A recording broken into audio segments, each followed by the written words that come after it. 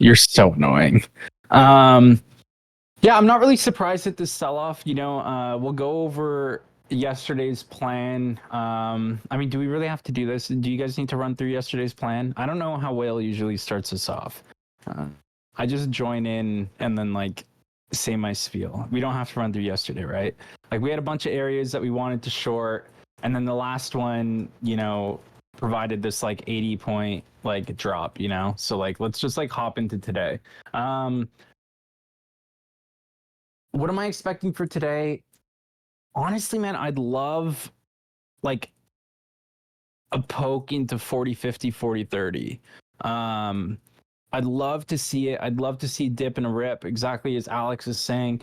I don't think we're going to get it, man. I think that this market is super lame. God, it's just like I'm reading this overnight session as basically a B right now. Like just like this like patient accumulation near the lows, right? In like this 4072 area.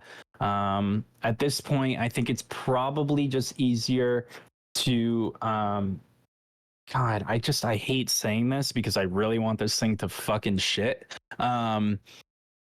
I think it's probably easier to just like buy the dip today if we get a dip. If we get a dip into like 40, 50 or something like that. That's really what I want to see. I actually don't mind call spreads actually. If we can get into 40, 50 or 40, 30 even. The first short zone that I'm probably going to be looking at is like 40, 90. Yeah. Yeah, I'm with Alex. I think we end up balancing probably outside of yesterday's range. I think 4110 is probably going to cap us on the upside today unless there's a lot of buying.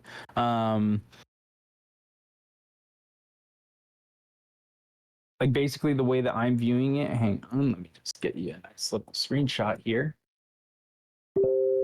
Yeah, I'd love to see Marco's mom coming in here with delayed data again, talking about 4050 to 4010.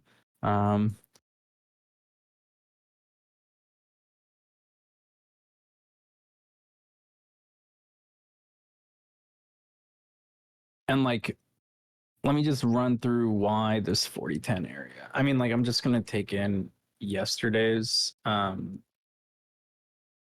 volume profile, but you can see this 4010 and like 4050 somewhere down here.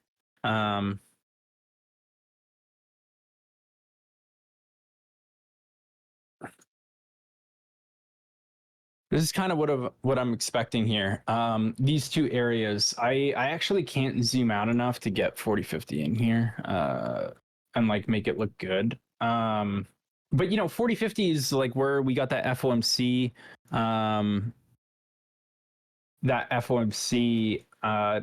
dip and a rip, right? Where I puked my long position for like -2 points and then it ran for like 150 because I'm fucking stupid. So like me and 4050 got issues, bro. I got a bone to pick with that area. Okay. So like if it comes down into 4050, this 4050, 4030 area, I refuse to puke this position again. I'm probably just going to take some call spreads for next week. Probably next Wednesday because Monday's a holiday. So like, I'll see what spreads look good, but I'll try and find like a 5 times payout on the call spread, right? So like if I pay $1 for it, I'm going to find something that can return $5 if it hits. Or like if I find a spread that's like 40 cents, I want $2 max payout, right? That's the kind of like of a spread that I'm going to look for. And like I said, I'm probably going to go for Wednesday. On the upside, this 4110 area, really not hard to see why we're looking at it. It's the top of that lower distribution. And if we zoom out even a little bit more, you can see, hang on. We can see just how like key this area is. 1 second, let me put a little green rectangle. You can see this 4010 area is just like, it was the low of the day like 2 days ago on the 15th. We barely poked below it on the 14th. We had a monster squeeze on, I think that was Monday this week. So yeah, you know, like this is not rocket science. This is just kind of basic shit. We're gonna play zone to zone here today. I don't think we're gonna get a trend in either direction. Like I said, I'm reading this as a B-shaped profile. So you know, there's obviously some patient buying here. The market's kind of turning like a slow boat right now. Friday OPEX usually camps moves. Is there any chance of an actual big move coming in on a Friday? No, you can have big moves on Fridays. It's just that I think historically, I am not entirely certain here. I don't have the data. Whale usually has all this data for me. I'm pretty sure Fridays statistically tend to trend up the most. I think Marco's mom might know this. Might know this data, but I have like a back test on this. But yeah.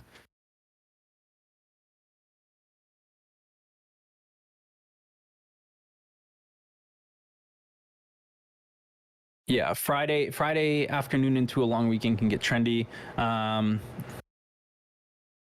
Shut up. We are expecting some weird flows into the market probably next week, just because of the holiday, right? So when you have a holiday, so okay, we're gonna get a little bit into like some options stuff, right? When you like the regular calculation for theta in like a stupid like naive options pricing model accounts for like 252 days, right? 252 trading days in the year. Therefore, the pricing model for theta, right? 252 days. The problem on a short week like next week is that gamma becomes more leptokurtic. So you end up with like these wild moves and like these really strange flows due to the way that like the options are decaying. So what the fuck? Yeah, leptokurt. I know it's a really, it basically means that fucking it ends up being like a taller like bell curve.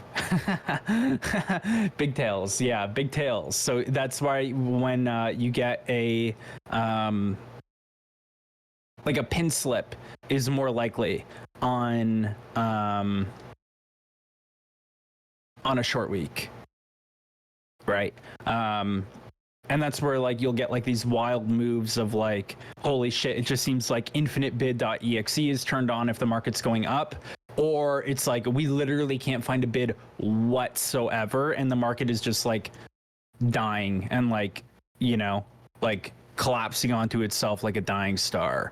So that's why we're probably pinned this week into next, which is why I don't think that we get a trend today.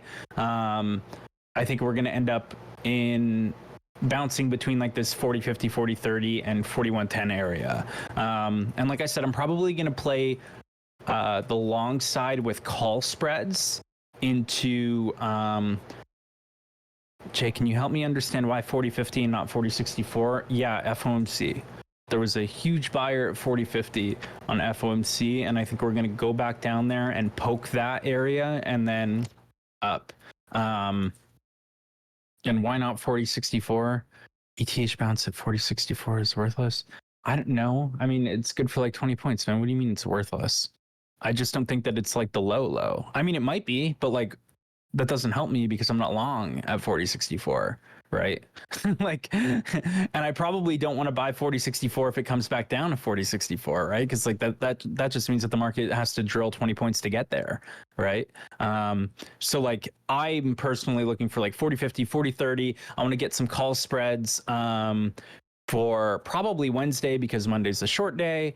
If we get down there, and then I'm probably going to try shorting 41.10 as a day trade or 40.90. I don't hate 40.84. I think the 84 to like 90 is a decent short. Somewhere in there, I don't know what the level is. I wasn't awake for the overnight session, but like when I see it, I'll call it. Other than that, I think I'm just going to take the signals as they come.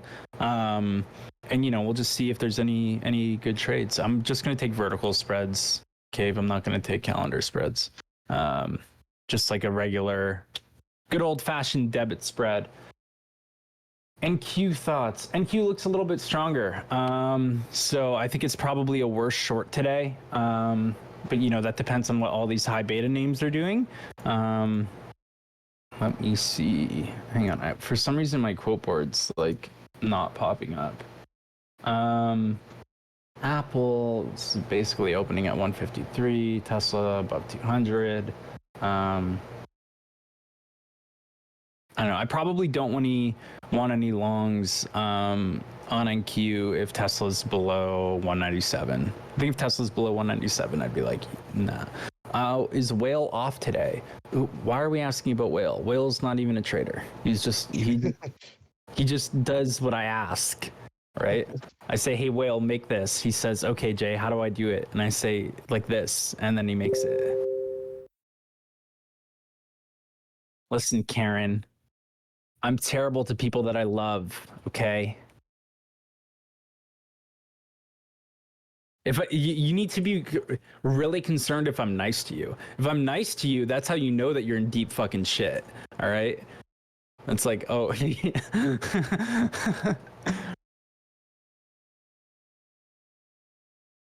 but yeah. So I think that's the plan. Do we have any questions about this? Like where we're getting 4110, where we're getting 4050 or any of that stuff? Are you that mean to your girlfriend? Dude, yes. Yes. No. I said I wouldn't want any longs on. I think I might have misphrased this, Alex. I don't want any longs on NQ if Tesla's below 197.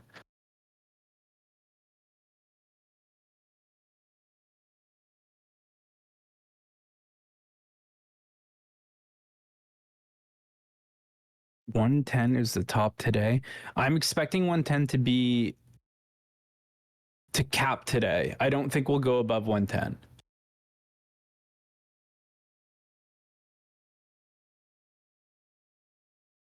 Yesterday morning you had the sale. Okay, Karen.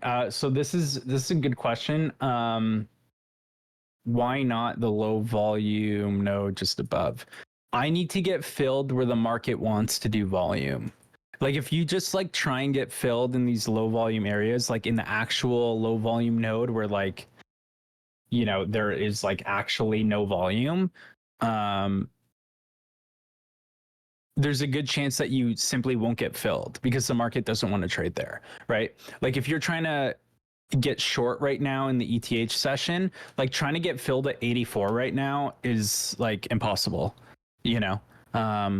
and like the chances are is that if somebody is going to buy into this low volume area, they're probably going to sweep the book and go like even higher than 84, right?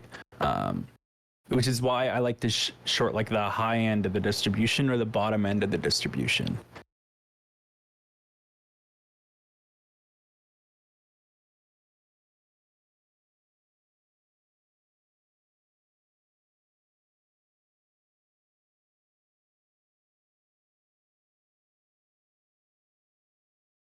Almost 900 people in here. The fuck? Is it a free day? I don't know. I don't think so. God damn. I don't think it's a free live. I don't know. There might be free people in here. I have no idea how to turn this off. No, I'm Will clicking was on supposed random to do people. it. I don't see any people without roles.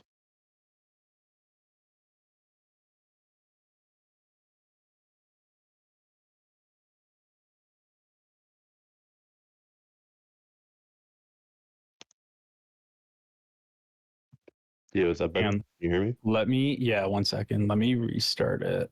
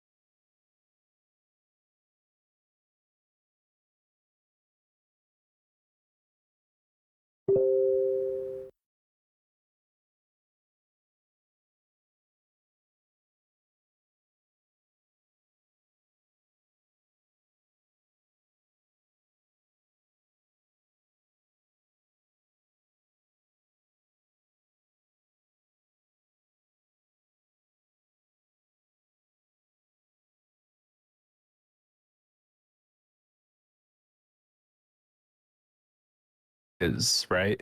You just know that he's within this area. That's why you have to watch the tape. I'm not going to start scaling around 4110. I'm saying I'm looking at the area to turn down and to cap it.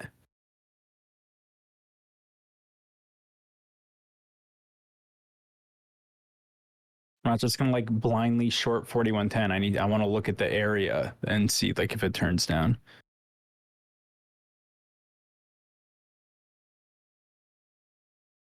Bunch of fucking freeloaders.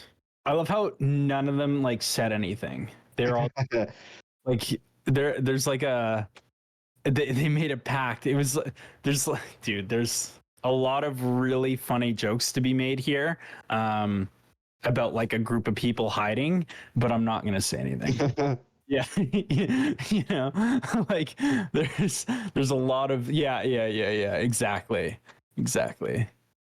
Yeah, yeah. But oh, that's some funny ass shit. Okay, we're open. Let's go. Nice poke of 84.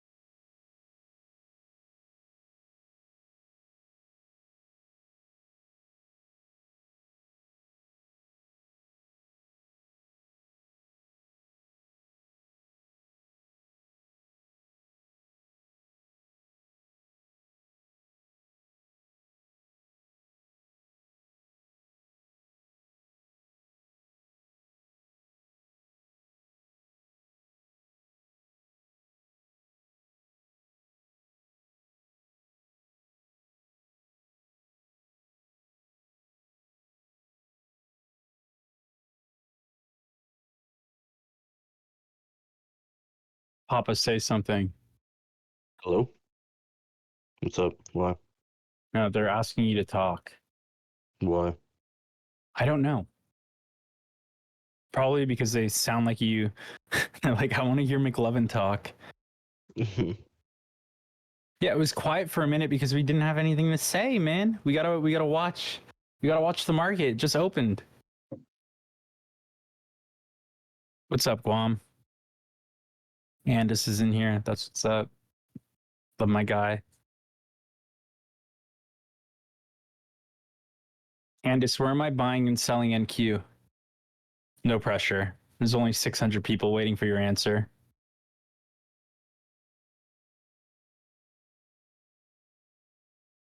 You bought 380. That's a decent trade. Same, I'm long for 379 Shadow. What's that guy's name? Andis. Andis, Shadow Andis. Jay, do you think 0.4% per day is too high of a goal? Yeah, I do. I think you probably shouldn't be looking at percent returns.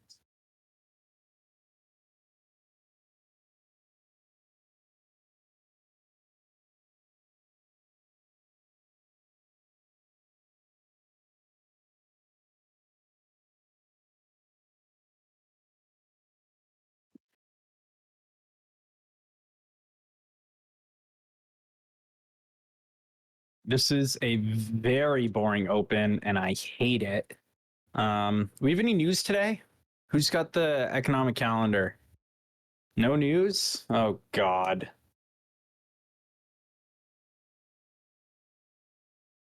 Looks like it's just us. Us in the market today, boys. All righty.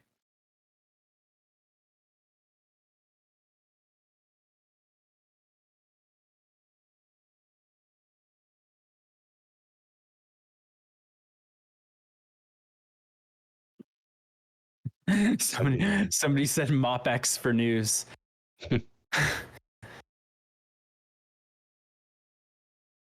Oh, you got jokes, huh?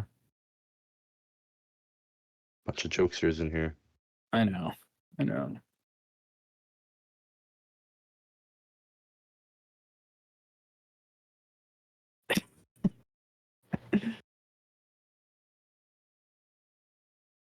I really want to see this thing go to like 41.10. I want a good short or a good long so that I can just walk away. You know, it's Friday. I got a Harry Potter game to play. I like a long in the first 30 here. I'm sat long from 73 and a quarter. What's Griswold saying? I don't even know. I just looked at what the first 30 is going to be like. I didn't look at the rest of the shit he spits out. I just know Gotcha. I'm looking for a bid the first 30 and probably going to fuck off at 10. That's fair. Jay, how you liking Harry Potter? Harry Potter's okay. It's all right. It's not great. It's good. It's fun. If anyone took that trade, it's working. I'm going to take it off. Take off like half at 84.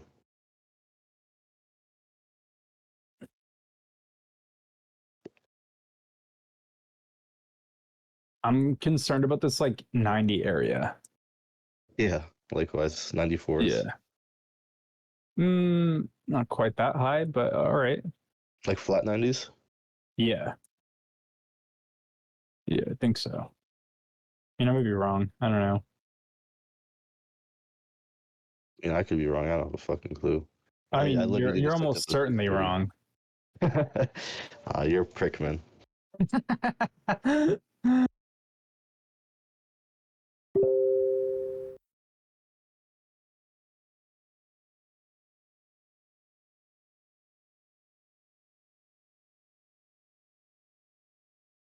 I expect like the 40, I don't know. I'm gonna say like 40, 35, 40, 40 area to be decent resistance on NQ. Or you said 30 or 40 on NQ? 440, 440? 430. Yeah, 30. something like that. And they're already selling it down though. Pricks. My screen capture isn't working.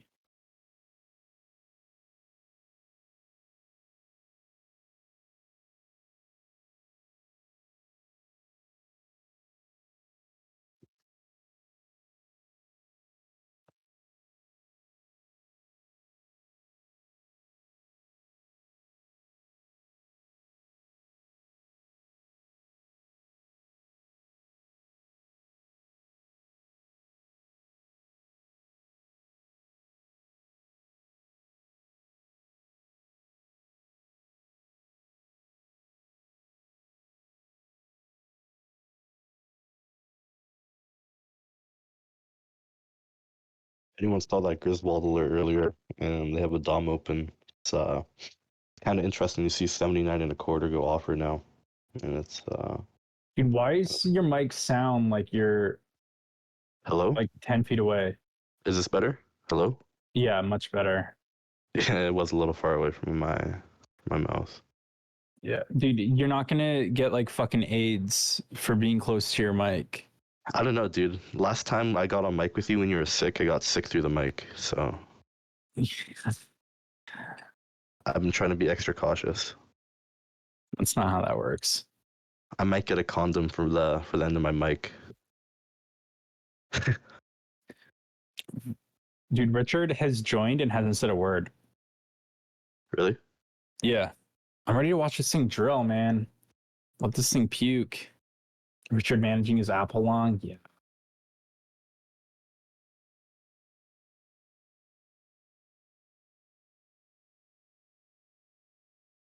Richard's probably hungover.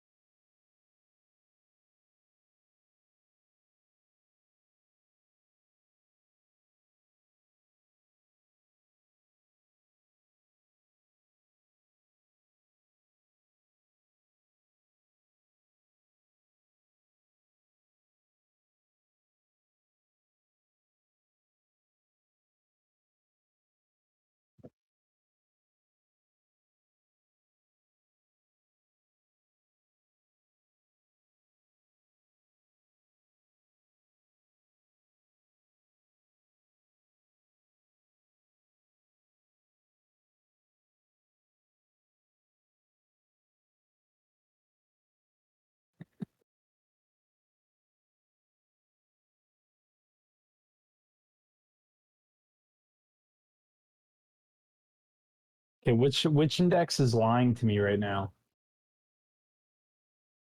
I don't know. I think NQ might be a buy here. I'd wait though.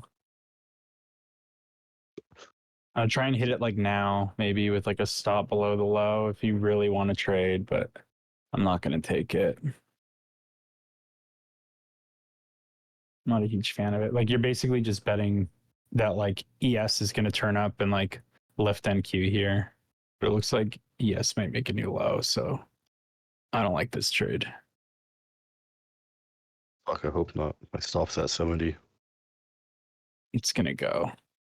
Oh, it's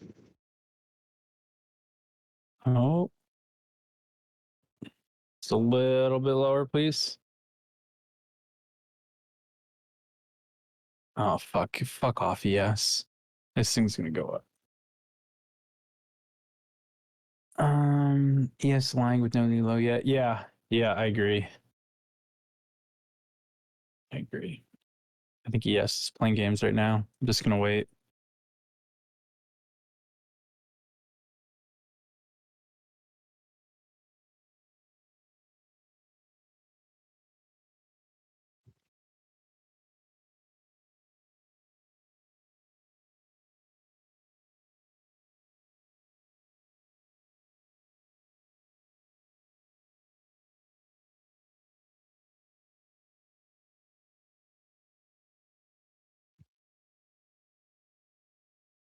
Somebody taking in almost 800 lots on the bid on ES.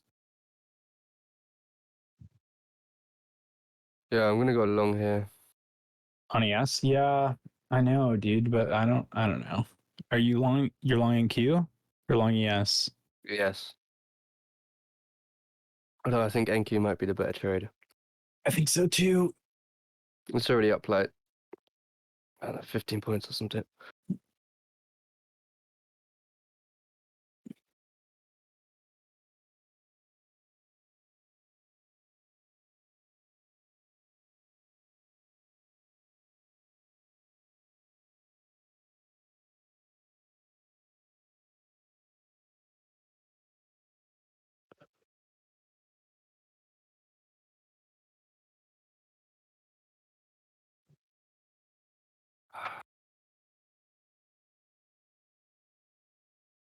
Wait, haven't really seen a trade that I love yet.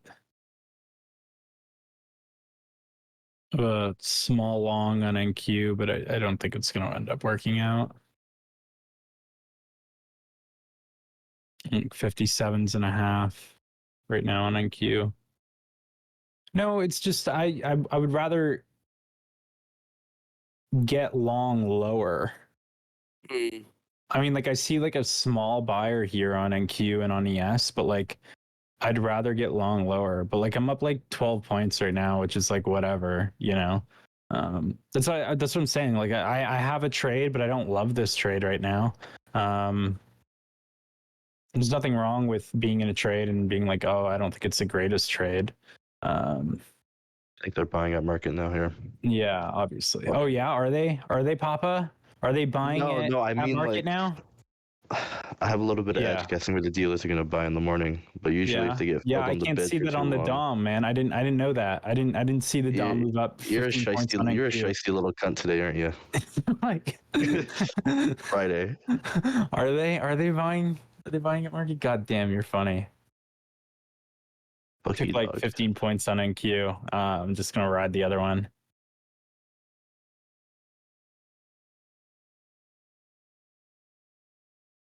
Yeah, barely Oh, scraped. Malaka's killing it.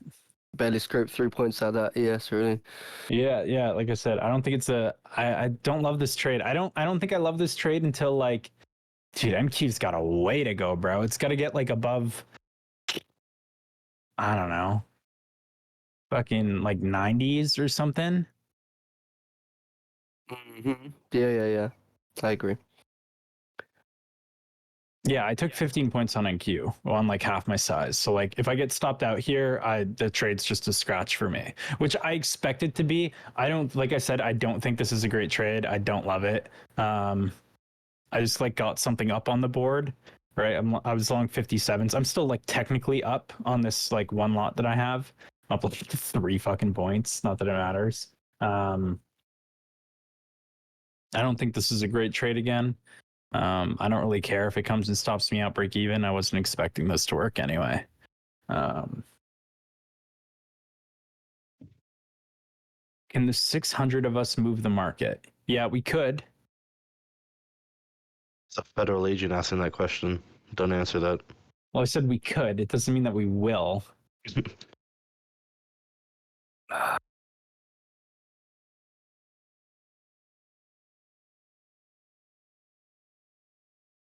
Dude, my Twitter DMs are blowing up right now.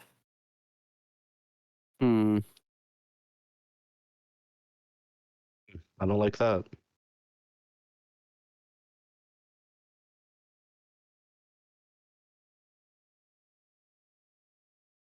Yeah, I think as long as Tesla is above 197, these dips today can be bought. Yeah, I really Yeah. So I'm talking about. I didn't think this is a great long. You just got like stopped out of it for completely break even on the trade. New low of the day. I want this market lower. I want like another 15 points on ES, man.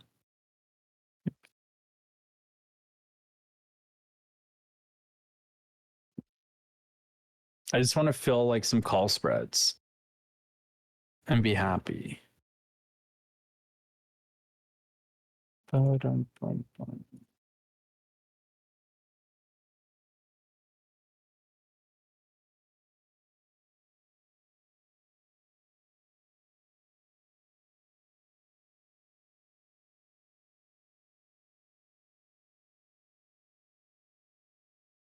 If this bounces from the overnight low, like, ugh,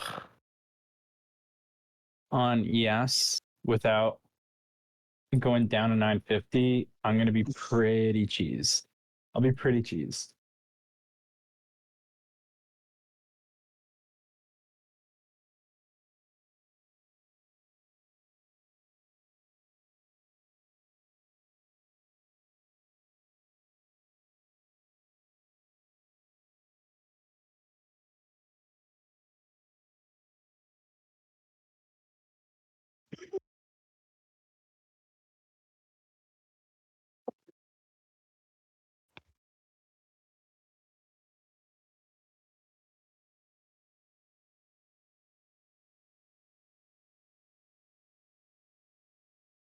I think what I'm gonna do if we get down to like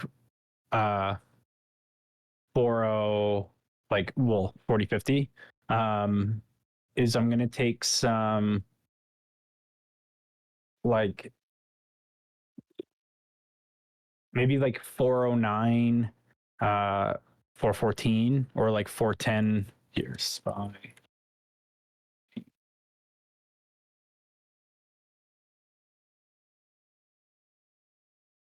These are the kind of, yeah. These are the kind of spreads that I want to take if we get any lower. Something like that. For Wednesday.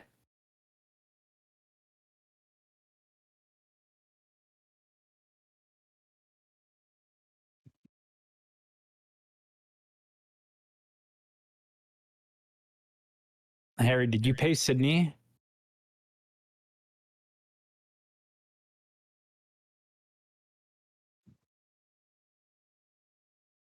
Okay.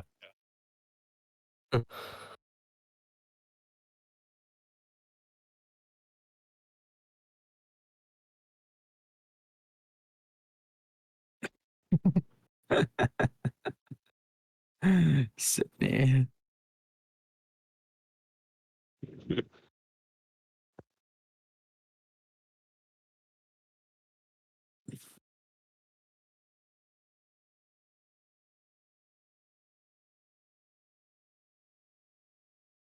All right. dude. Richard in immense pain right now. I could hear it in your voice, bro. You're in immense pain.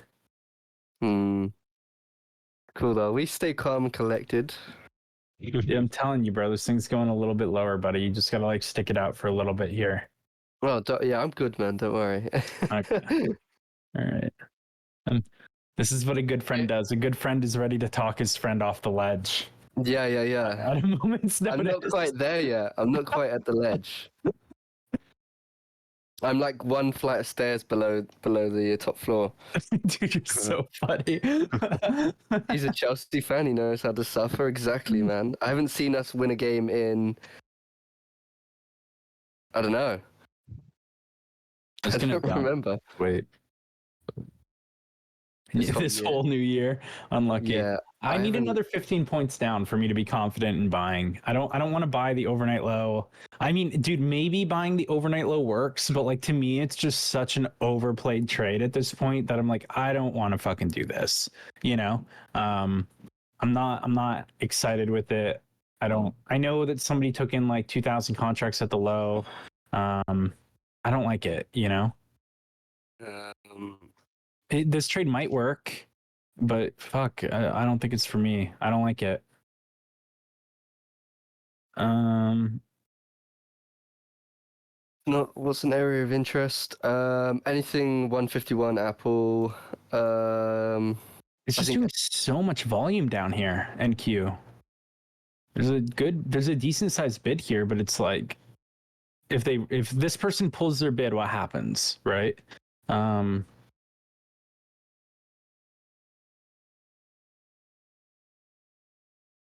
You know, fuck it. I'll try it. I'm gonna do it. I'll try it on NQ. I'm trying to buy on NQ. I'm fully prepared to get ran the fuck over.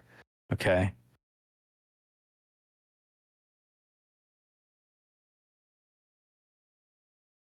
Fully prepared. Yeah. Malaka, I'm with you, bro. From your lips to God's ears, bro. Alhamdulillah. Okay. May this market go up. Okay.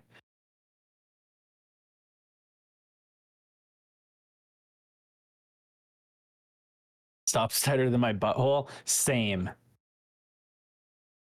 The slippage will be immense if this area breaks. Look at the amount of volume that NQ's done down here. This is insane, bro. You're gonna if you ever stop below the low of the day, bro, you're gonna get stopped out at like 300 even. Okay. Like, yeah. I'm serious. Like, I'm prepared to eat so much shit on this. So, like, I've sized down accordingly because I know that if this thing runs my stop, I'm going to get executed like 10 and a half points below. Probably. So, like, here it comes. Is this thing going to punch me in the face? To be fair, I was looking at like 48s, I guess 50s, but.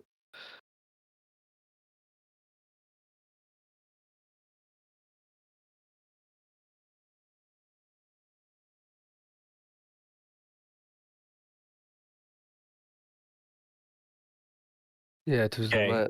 Yeah. What is going on?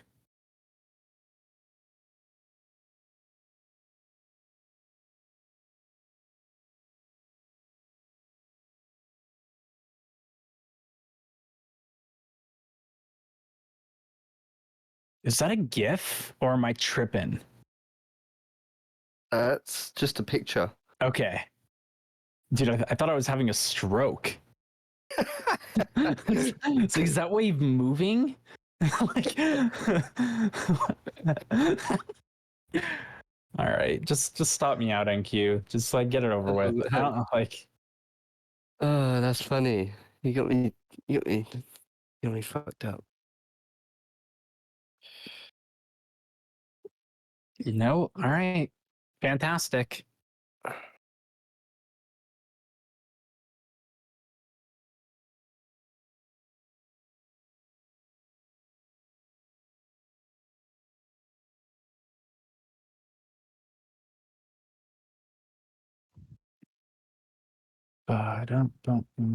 Ba-da-da-da-da-dum. Just waiting, man.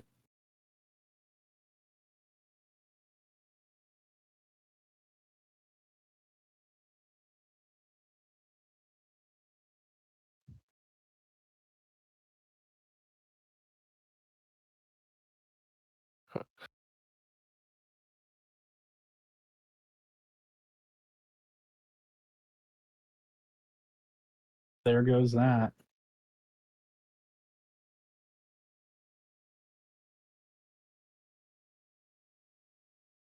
Okay, so I really wish that they would have let me fill short at like 85 or 40.90, but whatever. Did anybody actually get filled at 84s? I didn't get filled at 84s.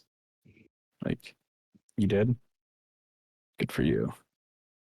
I had my orders between 85 and 9, but 100 points higher. Okay, Bernie. Like, you stayed in a short for 5 days and let the market walk back to your entry for 5 days in a row. Like, yikes.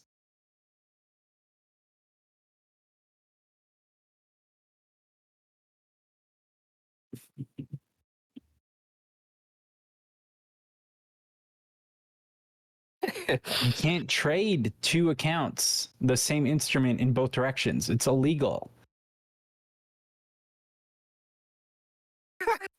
No,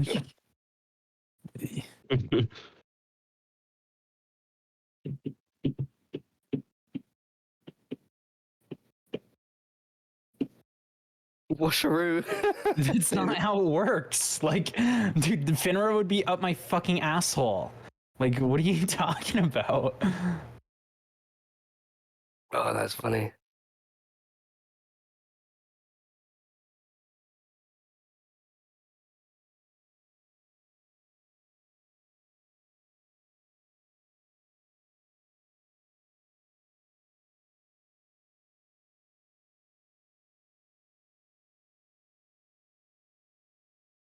All right, I feel like Dana White, where it's like, that's fucking illegal. Oh yeah, You know what I'm talking about? Like, the goat, yeah. the goat. That's fucking illegal. Cocaine's expensive. It ain't cheap. Gotta make money. I think I have a Dana illegal Meme, yeah. somewhere.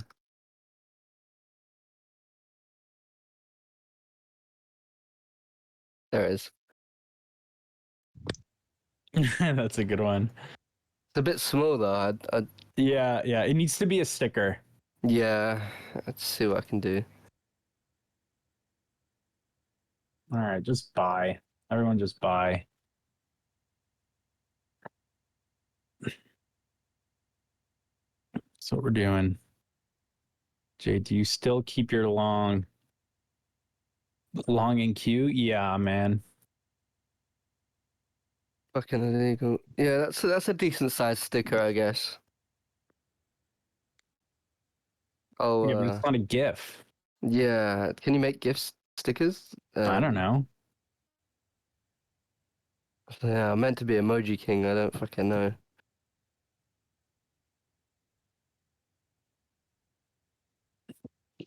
Oh, here comes. You gotta raise your hand to speak, Make Ben. sticker GIFs. All right. Hey, there you go. Yeah, there's the. You guys hear me? Yeah, yeah, yeah. What's up, homie? Nothing much, nothing much. We just sold off this entire morning for. Yeah, I don't watch as much intraday as I used to nowadays. I'm mostly concerned with building intraday strategies than trading intraday, but looks like there was some Fed nonsense this weekend, from what I understand. Not sure, man. I wanted to get short at 85 to 90 and I didn't get filled. It traded like 83s and a half and then just sold off. I'm long like NQ right now. I'm not like loving it until NQ gets above 340. Let's check the normal. What are your thoughts on Apple here? That's exactly what I was to pull up on my charts as usual. It's like kind of interesting because if you look at, I always look at the 180-day 4-hour. I'm trying to figure out what's going on when I haven't looked at charts in a while, and we really haven't traded outside this like very, very wide range going back to like May, June of last year. Like I think Apple's range is something like 130 to 175 or something. Not looking at exact prices.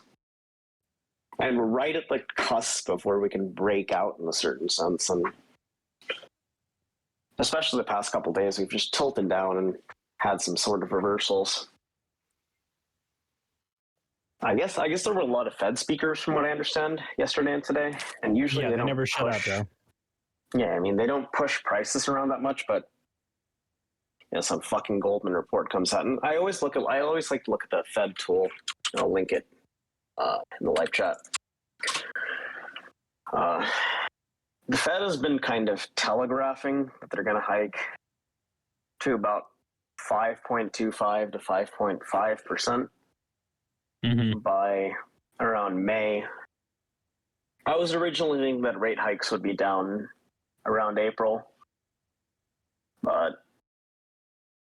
and the way things are going, they could just keep fucking hiking, I guess.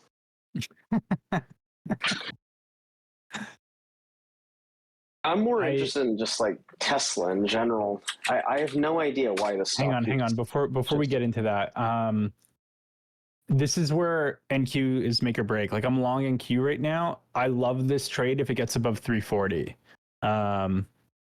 Love this trade if it can clear 340. I think this thing will scream back up to like 380 or something like that.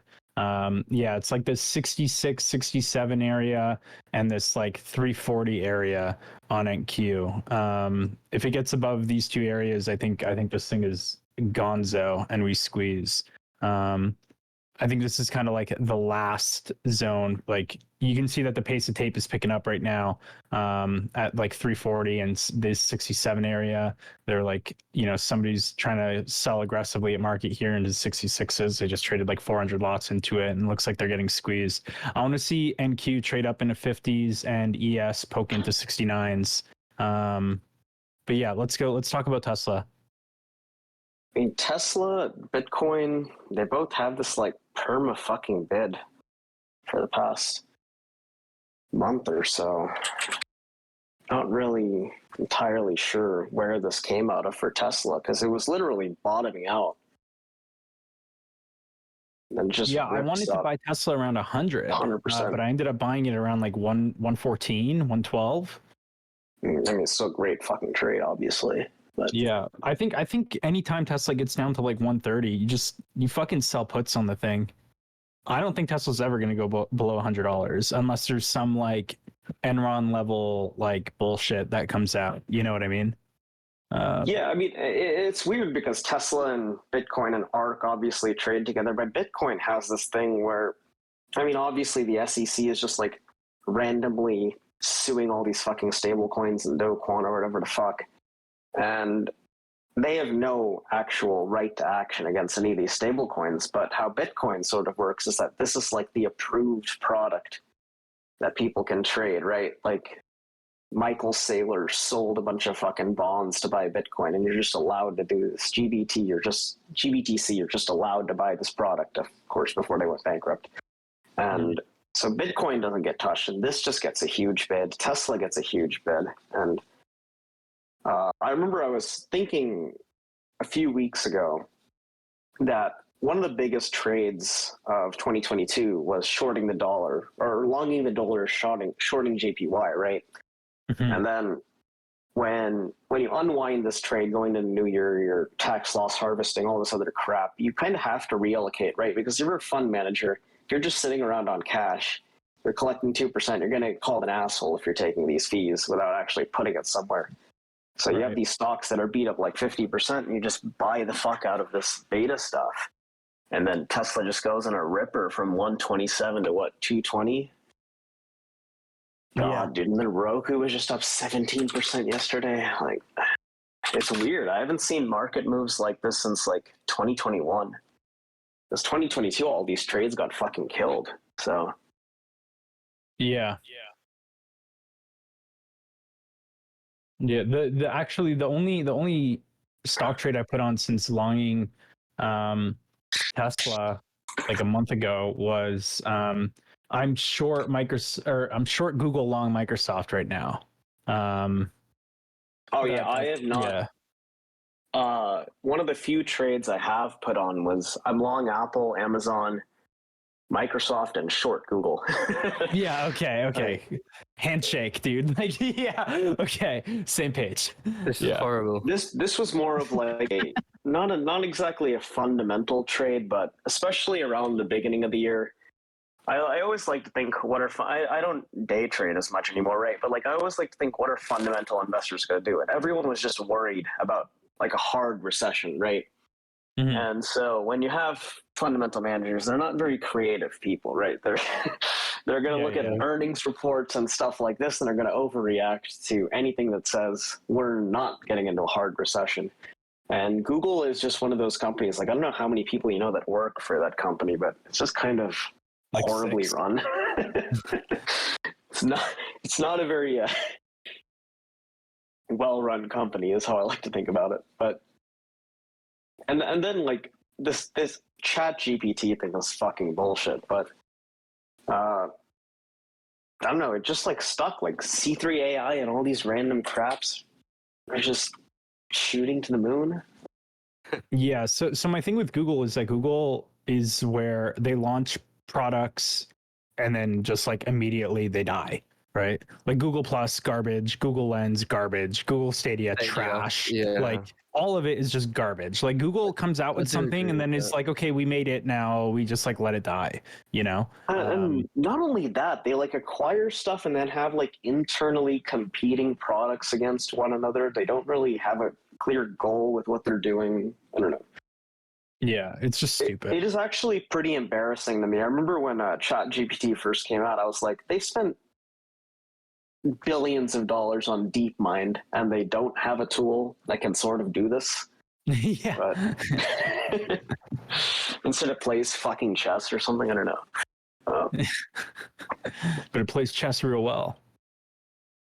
So biotech pharma, I haven't actually looked at individual stocks directly, but something I have been working on for a while is it was kind of like something I was talking about in one of those insider trading posts I was writing about. Is you can always kind of find weird option activity on some of these stocks, and I know Casey has pointed this out before, where you'll just see really, really mismatched volume on certain strikes or something, and the stock will just go in an absolute reversal or tear or something. So that's like one of my new projects, is building a scanner for that. Right on. Somebody's asking me about my my long on NQ. I'm just long the index, bro. I'm in runners. I don't like the fact that it's not moving as much as ES right now. Did you get stopped out and get back in? Yeah, I did. I voiced that. I told you that it was going to squeeze above 40s and it went all the way up to like, I don't know, 65s or something like that. So like I'm just kind of like chilling long runners right now on NQ. I think it's going to go up. But I don't like that ES is moving more. Like, how can you tell to get back in? When did you trim? I said that I trimmed after. Yo. Okay. Maybe Ven is talking too much. Sorry, Ven. Give me 1 second. No problem. No, I wanted to get SPY spreads if we got down to 40-50. And we didn't get down to 40-50. So I didn't buy SPY spreads, unfortunately. Most people would have got, well, it's NQ in it, but most people would have got long again on like, I know 58, 59 with a stop below.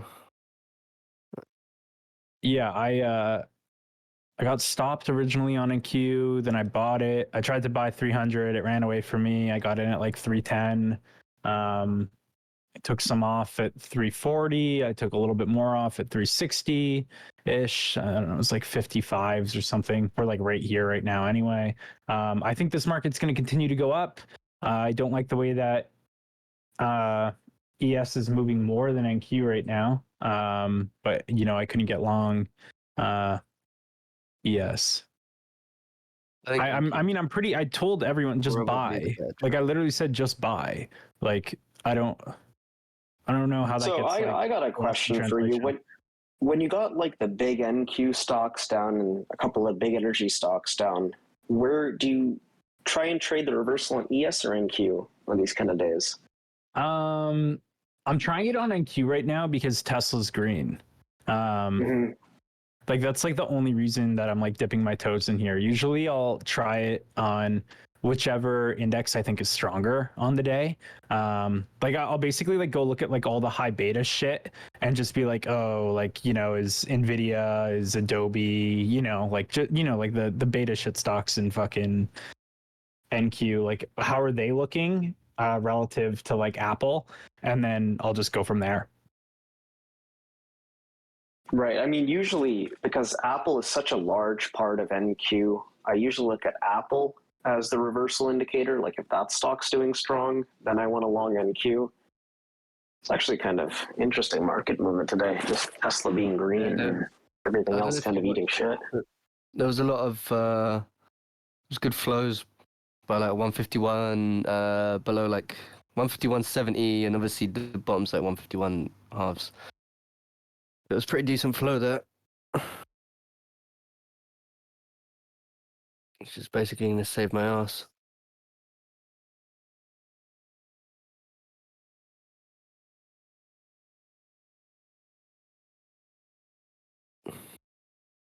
Where's that poor guy?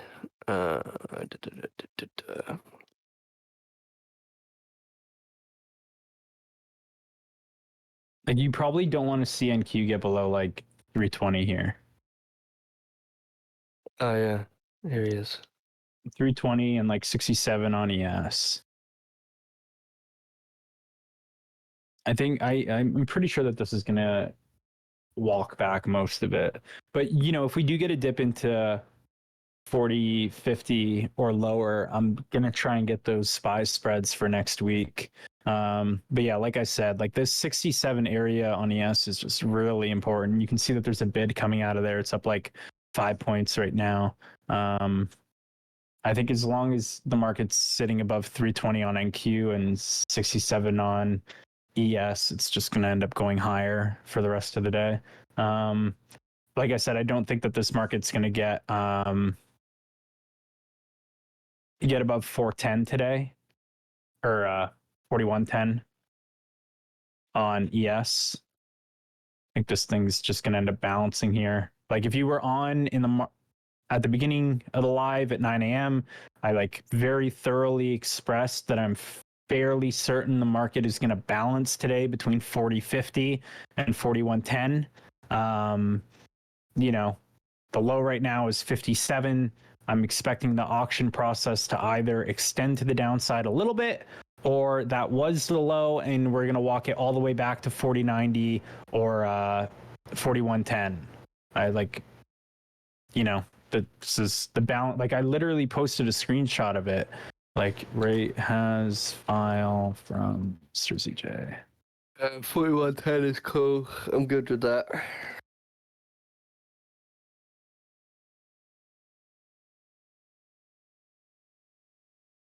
I think I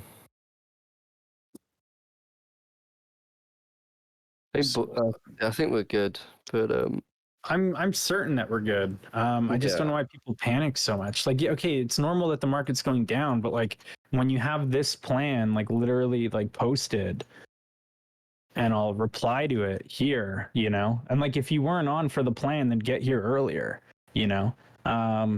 We were expecting this like 40.52, 40.50 area to bounce, right? And 41.12, and the short area that we were looking at was 40.85 to 40.90.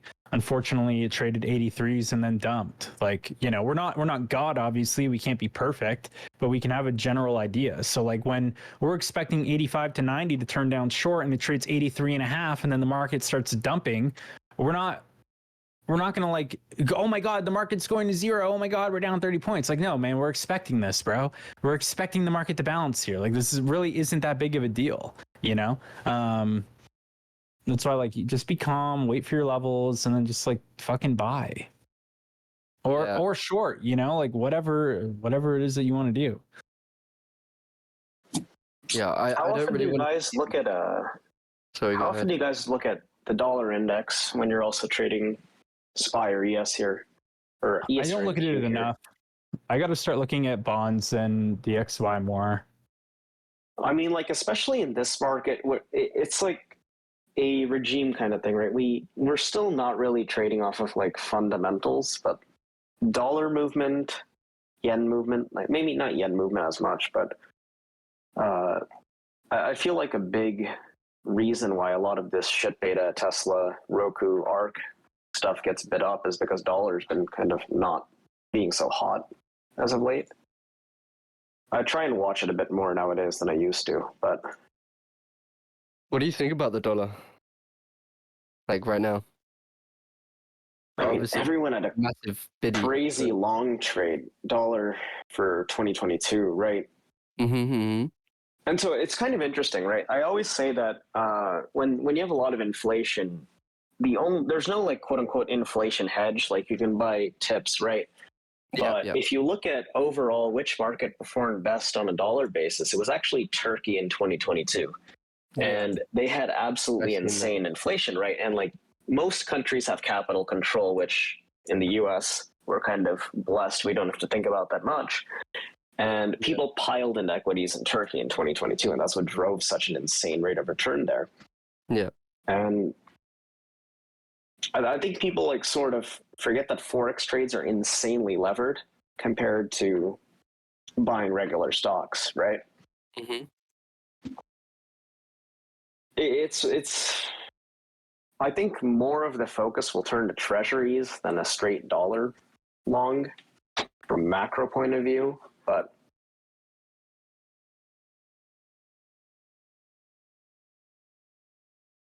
for 2023, but it's honestly, I think it's more of an indicative trade or relationship than VIX is, especially right now with so much option volume being short term. I've never really liked VIX as an indicator personally, but Yeah. chat a bit. Fascinating KGB. Been my favorite institutional big brain.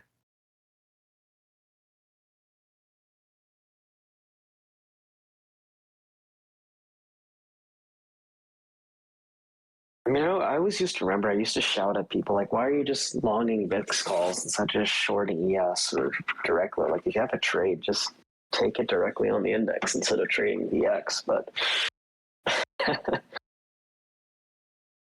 Yeah, the only thing that I look at for the VIX is the VIX 9-day and VIX like the regular 30-day. To see what they're doing, like just to see if we're in backwardation or contango. Like, are people overhedged in the short term or what? You know, that's like I'll link the site that I use. Like, I don't glance at things that much, but knowing the term structure of VIX futures is sort of helpful. Oh, this is the Jimmy Jude. Yeah, It's like crazy. Some of these sites that are just free, in all honesty. Like another big favorite of mine, because of, I think there's like 2,800 or something ETFs that trade nowadays. Just looking at what ETFs are made up of is sort of useful. Yeah, there's So that's another favorite site of mine. too many ETFs personally. It's so, I mean, like, I'm going to go on a tangent for a second, but I just started like actually reading Twitter in the past few months, and I don't understand how it's like people's full-time jobs just like talk about ETFs without trading. yeah. Like, they just watch these filings all day long, and I'm like, right, that's one way to spend your life, I guess. But Dude, my favorite ETF guy is Ross Gerber. You know what I'm talking about? Ross. I saw that one guy, Unusual Whales, who runs the service, is now trying to start like a Nancy Pelosi ETF or whatever the fuck. Yeah. And the strategy is purportedly to essentially trade after she files her trades. And I'm like, isn't this just going to boost her returns? Yeah, no shit. Fucking idiots. Like shit, I wish there was an ETF trading after my trades. But everyone in the chat who's calling Ross Gerber a moron is absolutely correct. Okay. Ross Gerber is a fucking moron. Okay. but he is a hilarious moron. Okay, if you've ever watched his fucking, I forget what earnings call it was at the beginning of 2022, that was a complete meltdown. Okay, just like, oh my god, it was just like, oh, I gotta find it. Yeah, he plays Call of Duty. Dude, he's a coked out maniac. That is the best way to put it. Yeah? Sounds like my guy. I've Dude, always he's wondered how psycho. some of these people raised money. I'm not gonna lie. Right, just go sweeten them up, have a drink, do cocaine. Pretty easy. The earnings call. I gotta find the earnings call. How do you think I'm going to sweeten up Jay? Anyway, this NQ trades up like 80 points or something like that. Whatever. ES is back to the high of the day. Should along this thing. It's moving better. Hung up on the saw planet 50s was in play. Bought up nice. Good for you, man.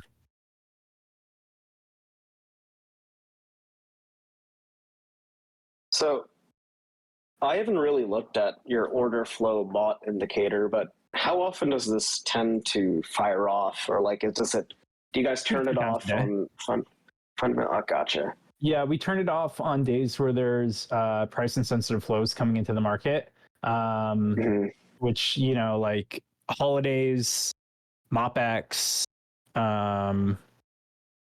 FOMC, like the standard shit, right? Like any day where you expect order flow to not work because there's like some weird flows coming into the market, that's the days that it doesn't run, right? I feel like essentially any day where you don't get this is actually a problem I've been working on for a little while, is obviously on like Fed days, for example, you get basically no flow, and then you get all of the flow coming in at once after the rates announcements, right? So a problem I've been working on, and something I've actually been meaning to ask Casey, for example, is what percentage of like your average ETF is just like market making / arbitrage flow versus people actually trading the ETF?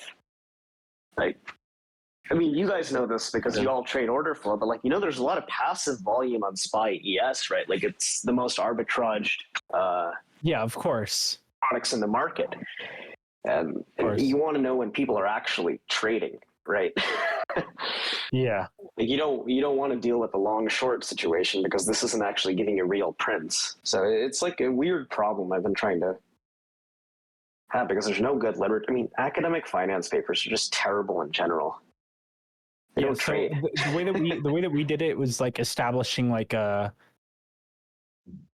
we have another bot. This isn't the way that this one works, but like, it has like a look back window and like determines like, let's say like the last, like, I don't know, say 10,000 ticks or some shit like that.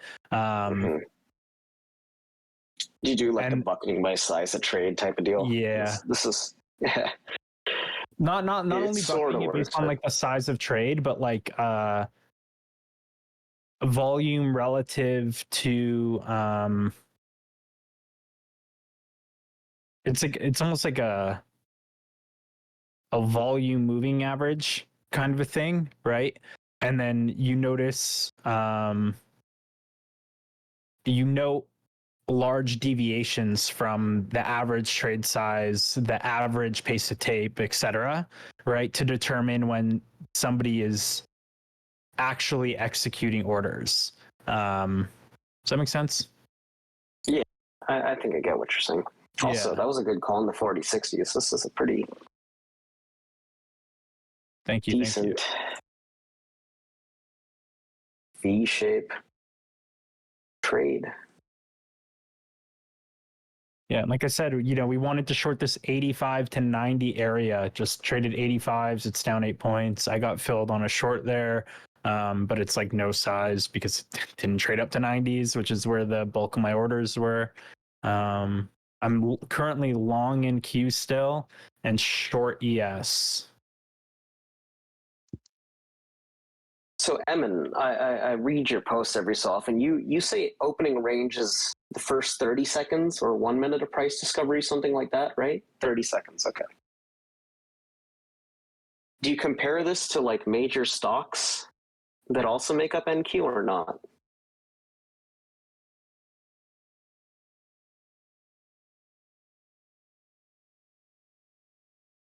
Because I feel like NQ is like this weird instrument in that I honestly think it drives more price action than anything else, but it's also more illiquid than both Apple and SPY.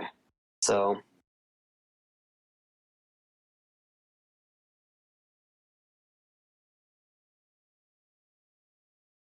yeah, that sounds about right. Like I remember when I was trading very, very actively, I took like a long break after mid to end of 2021, but I basically only looked at Apple and Tesla for the entire market. But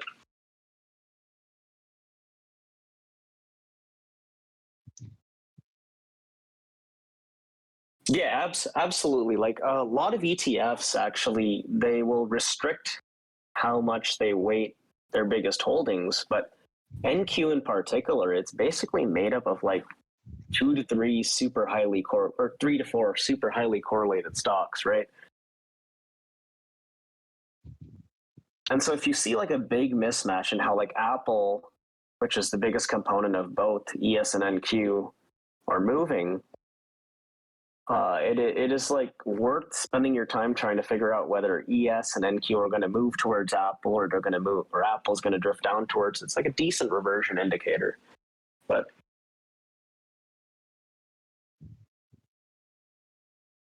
Yeah, I'd like to close some of my ES here at 75s. Just take like 10 points and call it, I think. NQ, right? Still.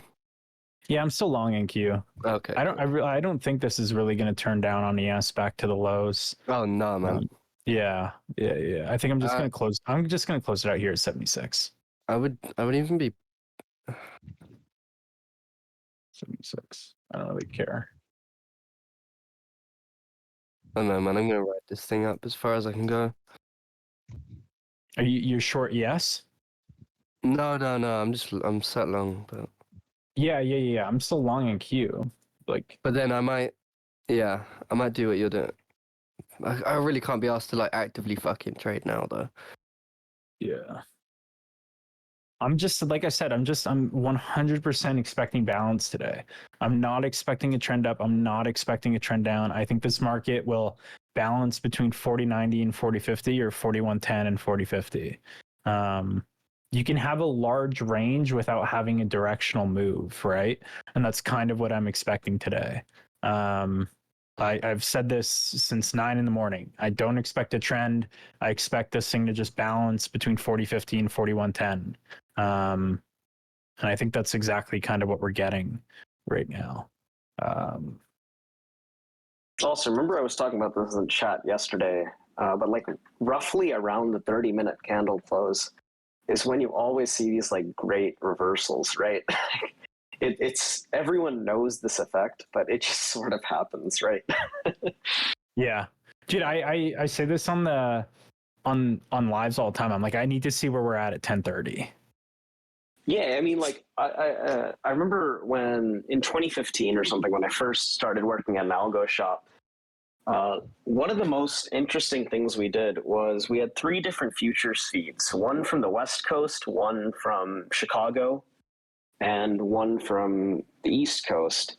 And we would always bucket our data in like 15 minutes, 30 minutes, and we would never really start until 30 minutes after the open, right? Because the price discovery is just so noisy right at the open.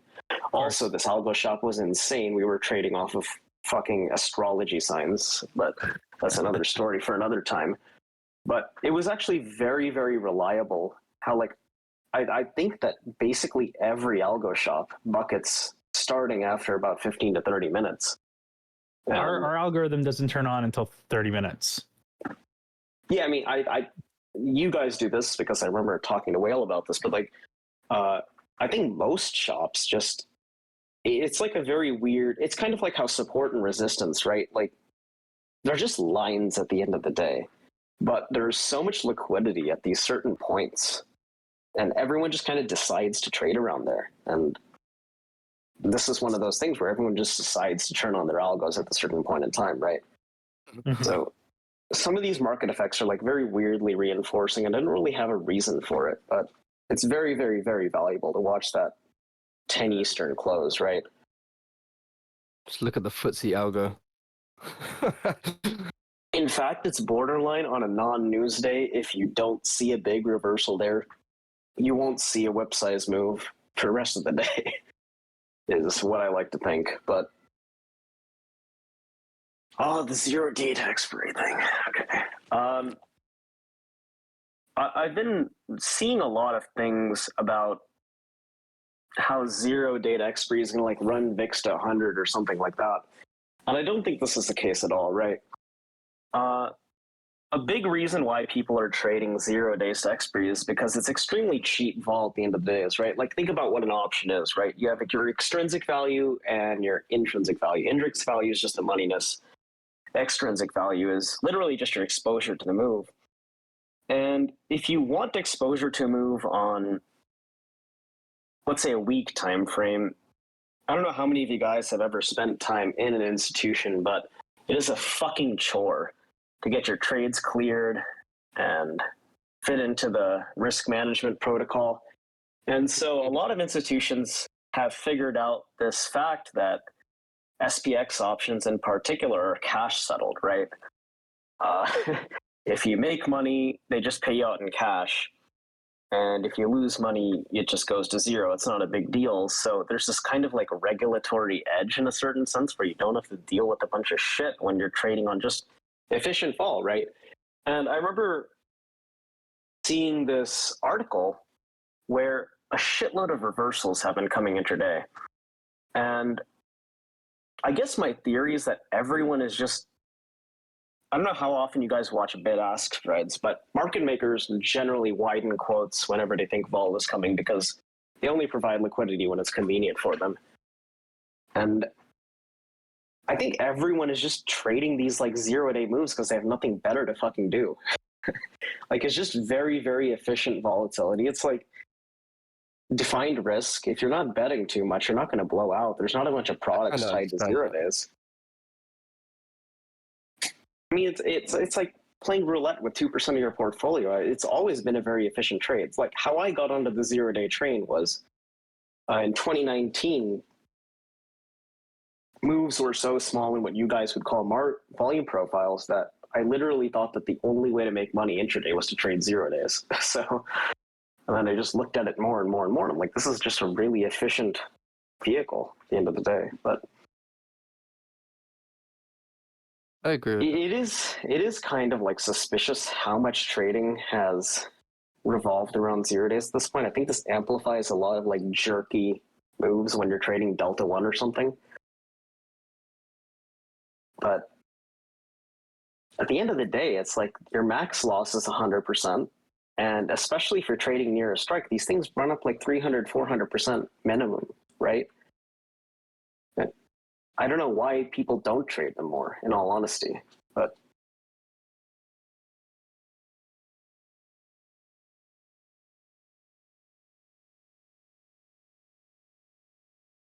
in particular, I think in Fed days, 0 days are extremely valuable.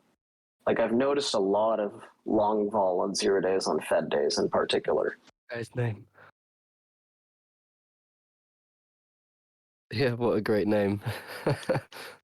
Yeah, I just view like the whole shift to 0 DTE kind of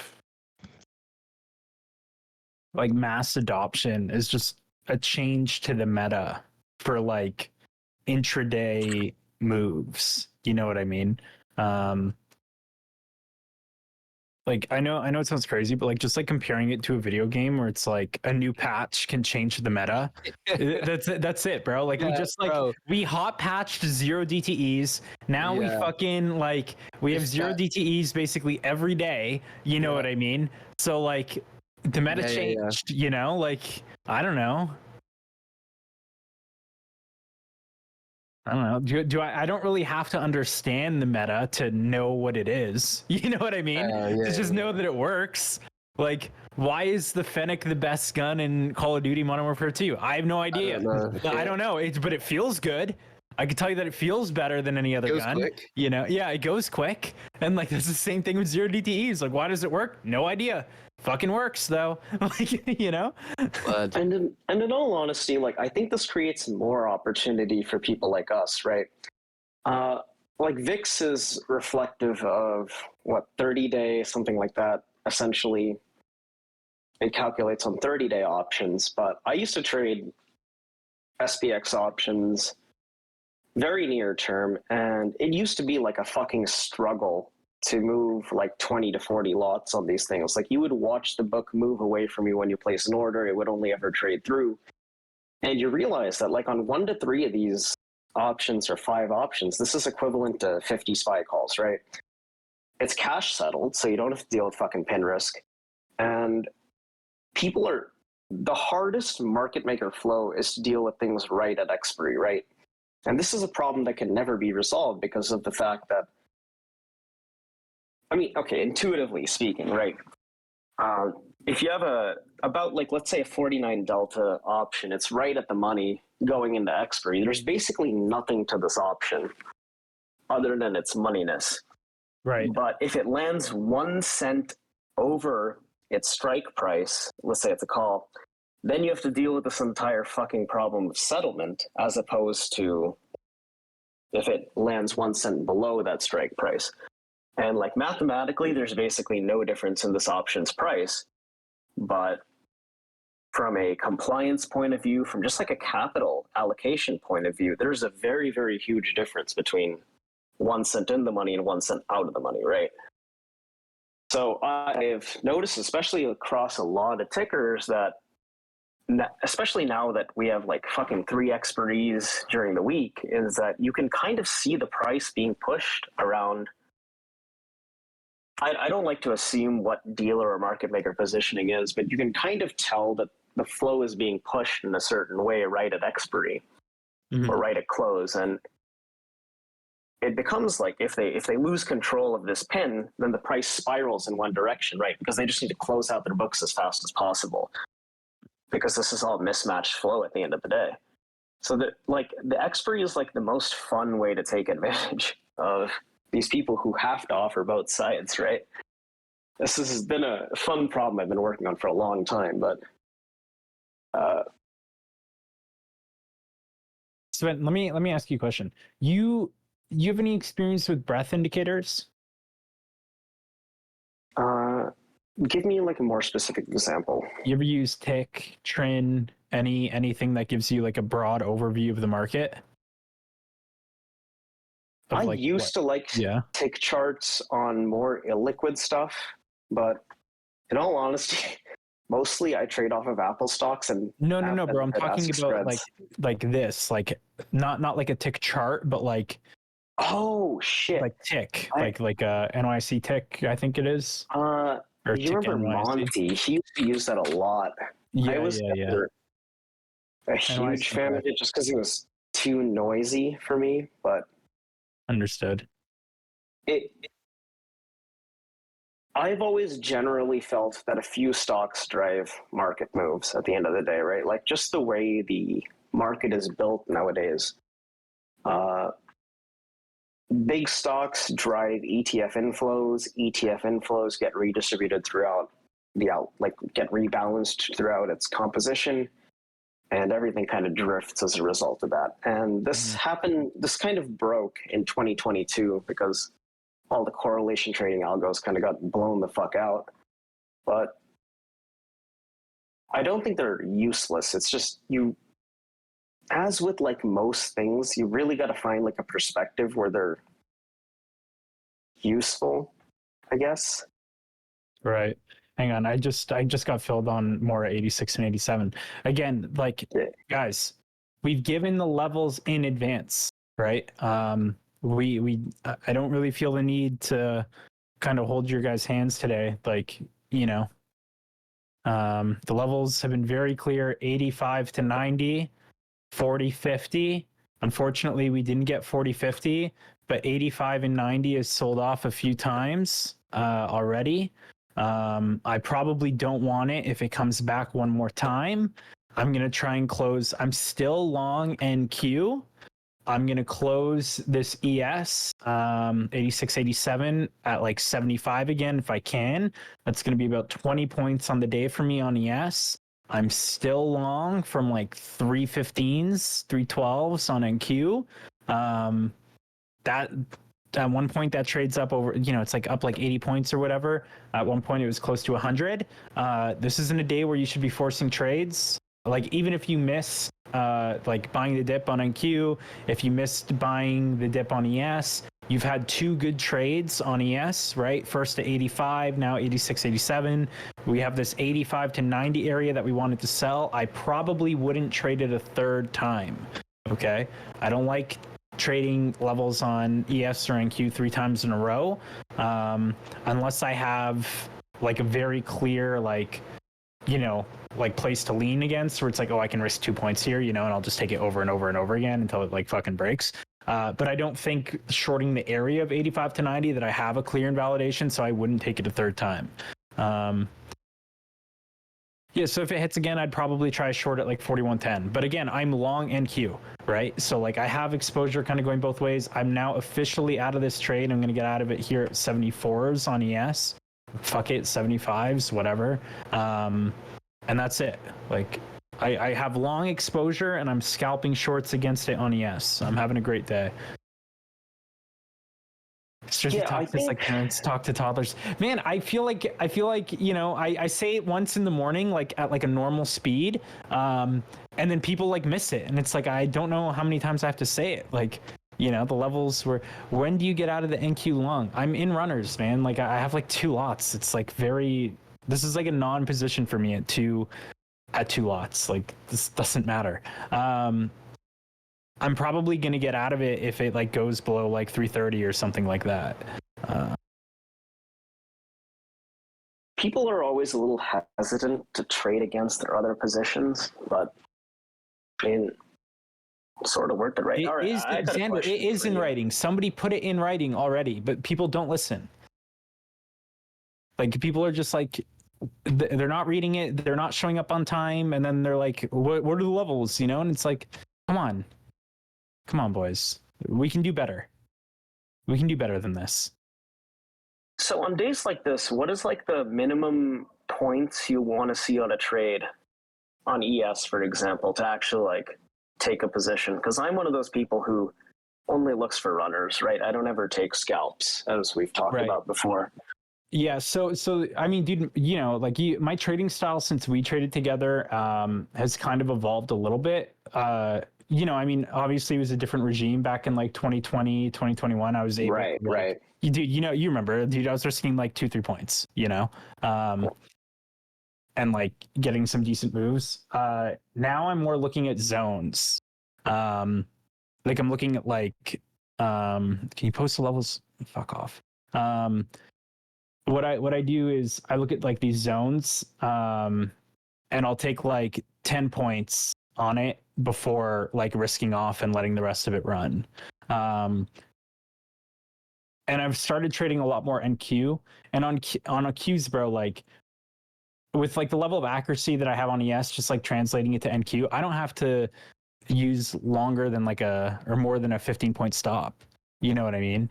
On NQ. I have always felt like if you're not trading in serious size, like I would say above like 40 lots, if you're on a day where ES and NQ are correlated, NQ is almost always the better instrument to trade smaller size in.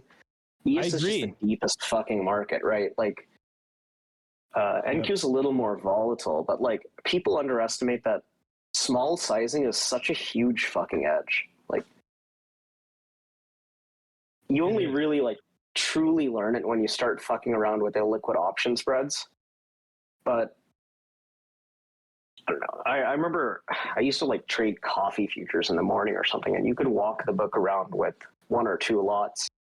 And then like some big trader, some news would come in and you'd fucking gap down all over the place. And I blew out like at least once doing that on like a 7K account for fun. But it was very enlightening. This was like in 2016 or something. And you realize that NQ sort of works the same way, right? Like you have a few lots and then someone hits the fucking book and you're gapping around. But yeah. It teaches you to not like just put resting orders in the book because you'll just get eaten up, right? Like, and then the price rebounds to back where you entered and you're just like, what the fuck did I do? I don't know. I've always thought that NQ is the proper instrument to trade over ES, but See, the issue that I have is that, well, I mean, so I'm actually interested in your opinion on this because, like, obviously this room has mostly switched over to futures trading because it's just easier. And like, for retail traders, it's probably the superior product over options. At least for people that are trying to learn to trade, because options have like that gambling effect, right? Whereas futures is more like you kind of got to like refine your edge and actually have a process, because you can't just like ape into a futures trade. Otherwise, like you're fucked, But a huge thing that like I tell everyone in this room is like you probably shouldn't be trading MNQ or ES, or you probably shouldn't be trading NQ or ES until you have like $500,000 in your account. You need like, I'd say at least 300K in your account before you start trading ES or NQ, because it's like exactly like we were talking about, where like having small size is an edge right now. Is just like most people, especially if you're a retail trader, just go trade MNQ or MES. Like the ability to scale in on such small size and like is a massive edge. So yeah, I just wanted. I will say this: there's a lot of obsession with back testing in general, especially just because of how, I don't know, if you don't have like an industry network, I'm assuming you're reading like Twitter or like blogs or stuff like this, and a lot of people post all these back tests. But live testing in small size forward gives you a better idea of how a strategy works than back testing almost all the time. Like every time I've tested a strategy, I allocate like a very, very small percentage of my portfolio and I see how it practically plays out rather than running a back test, because it's so hard to run a back test and not like assume liquidity or assume good fills. And it's very unrealistic because short vol always looks so good looking backwards, right? And then, you blow out doing it going forwards. So Yeah. those are the two things I think are the most valuable. Finding out how an illiquid spread works before going to a very liquid market, and then just like not getting too obsessed with back testing, right? Well, yeah, that's why I have Whale handle all that shit. Whale doesn't actually backtest. Like he'll only do it once. I mean, I think because I yelled at him a bunch of times to not. He only does it He once. talks a lot. He's like, I'm only gonna run one back test, so it has to be perfect. It has to be the algo has to be absolutely ready when I run this back test. Does he do it by hand? No. Cheeto. Oh my god. Ben, bro, you followed this dude Cheeto Hunter on Twitter? No, I barely read FinTwit. I think everyone's a fucking moron on it. But fuck my face, bro. This dude, man.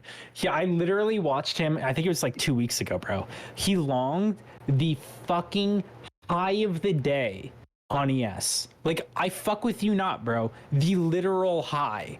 Like, the high. Okay? And then proceeded to average down 50 points to the low.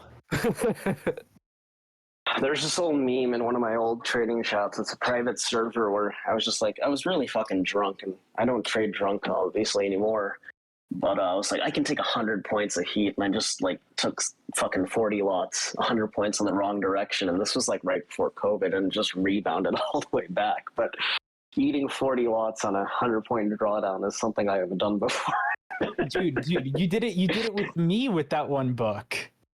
Okay, I mean that was not my fault though. Like I literally couldn't get execution on it. Like, yeah, dude, that was pretty funny though. That was one of the most. I think that was like, it was that, I don't know how many lots we had on that, but like we took like 100 points and we were like, oh fuck! Like we woke up the next morning, like massive gap down. I wrote like a long email. Don't stress about how red this position is, and then everyone freaked out naturally. And then Striz calls the literal fucking bottom for us to double down and gives us a stop, but we get stopped out by half a tick, and then it rebounds all the way fucking up. And if no one had done anything, we would have made 100K. Yep. Oh fuck, that was some funny ass shit, man. Oh, God. That was some funny. Dude, I hate how small we traded that book for like the first like 2 weeks. I mean, I'm not gonna say. You're like, too I'm not even much, gonna get but- mad about it. You're like, I don't want to roast anyone. I mean, let me just put it this way: if I was in charge of that project, we would have had a lot more money. Yeah. Shit. But no, I'm working on some new fun stuff. Should be exciting. Give me half of it. Well, let me punt it. I'm actually like very curious because I don't know too much about volume profiles since I only started using them after I started talking to you guys in 2021. Actually, I don't really know how it works across regimes, but I feel like order flow in particular, if you can bucket the trades properly, is actually a pretty efficient ML strategy. If you can start to identify traders in smaller books, not ES, but Dude, I don't know, I think it's like very indicative, right? Because it gives you like the clear liquidity points. And then if you start getting edge fills on the options, just getting an edge fill in itself is edge, right? Like Right, it doesn't yeah. even matter the direction you take. right. Dude, the reason why I bring up that book that we traded is because this is actually the exact area where we got stopped. I don't know if you remember the trade. Exactly. Yeah, it was 4060. I remember. It's 4060, yeah. Yeah. I have an encyclopedic memory, so. Yeah. That's funny.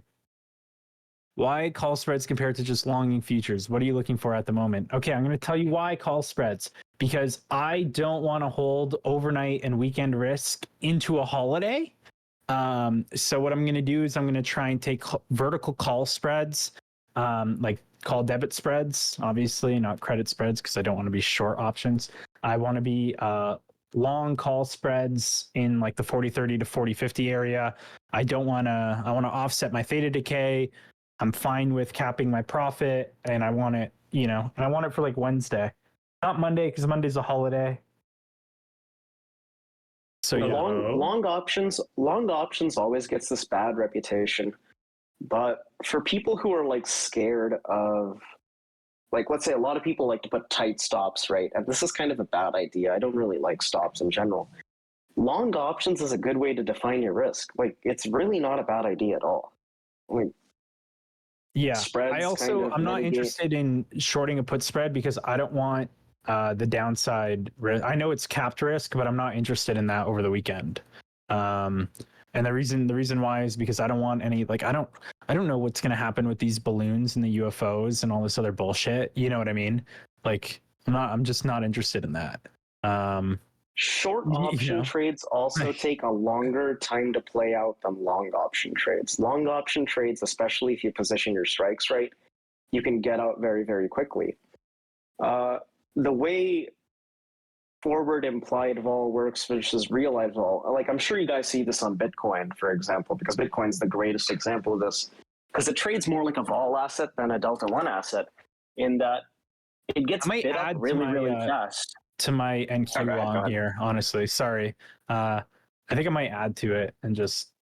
I added on the ES. Yeah, I'm gonna add to my NQ position here, and Tesla probably flipped. That's interesting. I'll stop out below like 310 or something. I'm up huge today already. I really don't care if I get stopped out here. It's just at the point where, like, I'm pretty sure this long trade is dead in the water anyway. So I might as well like add some size to it here. If it turns, then great. I'm just adding back the lots that I took off. Like I took almost 100 points on NQ today. So I'm just adding back those lots that I originally took off, and I'll keep the same stop, right? So yeah. We getting long, boys? Yeah, well, I mean, we got long down here before at like 312. So I'm just trying to add back these lots, and if it goes below 312, I'll just like, cut it or something. I like it. This 60, like this low, like mid 60 area is really important on ES right now. I want call spreads on ES if I get lower, like into like the 50s, like we discussed. I don't really have anything to lose here. I don't like the fact that Tesla went red. Yeah, I don't like that. But I mean, like, especially if you're, it's the whole Paul Tudor Jones thing, like losers average losers. But at the same time, if you're in the middle of a range and your thesis like isn't really broken, why wouldn't you add to your position if you have an oversized, right? Yeah, like, exactly. Right. Like this is how I trade, right, man? It's like okay, like let's say arbitrary numbers, right? I take a 10 lot long on NQ at 300, right? I close 7 of the lots for 100 points. If it comes back down to 310 or 320 and my original long was at 300, I'm just going to add back those lots and keep my original stop. You know what I mean? Like, I just add back the 7 lots at 320 or whatever. I'm going to risk like 20 points on it, but I already took 70, 80 points out of this trade, right? So like, what do I care? Mm-hmm. If it's right, I get to double dip. And if it's wrong, I gave back like, 20% of my profits. Who gives a shit? So I will say I love seeing Emin's posts because I barely see people trade as often as he does and actually make money. Like I'm very much like take a few big trades and let them run, but you can scalp and make money. Like I always tell people to not scalp because it's so hard to trade that way, right? But man, if you can do it. There's essentially 2 philosophies of trading, right? You either take very, very small gains and let them accrue over time, or you just position for big, big winners. Of course. And everyone in between gets fucking eaten alive. Yeah, NQ DOM seems more used. ES is so fucking spoofed. Like, I can't touch that shit when I'm looking at the DOM. I remember the first time I was talking to Striz and like DM'd, he was like, why the fuck are you typing so much? Like, how can you possibly look at the market when you're typing so much? But So what did I miss? We got long at the bottom, and then I'm guessing you shorted around 90s because we had 85 to 90. Yeah, I took 2 trades 90. there. I got filled at 85 once. I closed it for 10 points. I got filled at, so I just put like lots, like every point up basically, because I wasn't sure like if it was even going to trade. So I put like 85, closed it at 75, got filled at 86 and 87, closed it at 75 again. Just sitting like long in queue right now. That's it. Yeah, that sounds good. And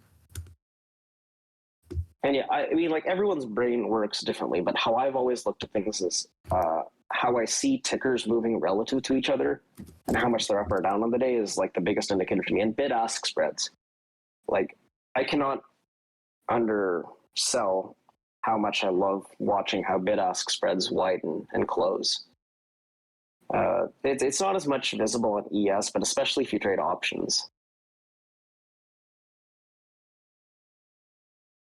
Yeah, well, I mean, you would expect the spread to widen near the low of the day, right? Because nobody wants to offer liquidity at the low of the day. Footprints are, if I remember correctly, they're kind of like volume profiles. I don't use too many indicators. I don't really trade order. I mean, like I got into volume profiles specifically because of Striz and Whale, but I don't trade off of them directly. No.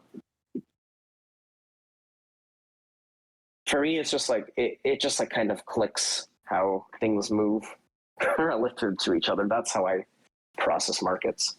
But I think that's like a key thing to keep in mind is that every product in the market is related to something else. Like every move has an impact on something else. Nothing exists in isolation.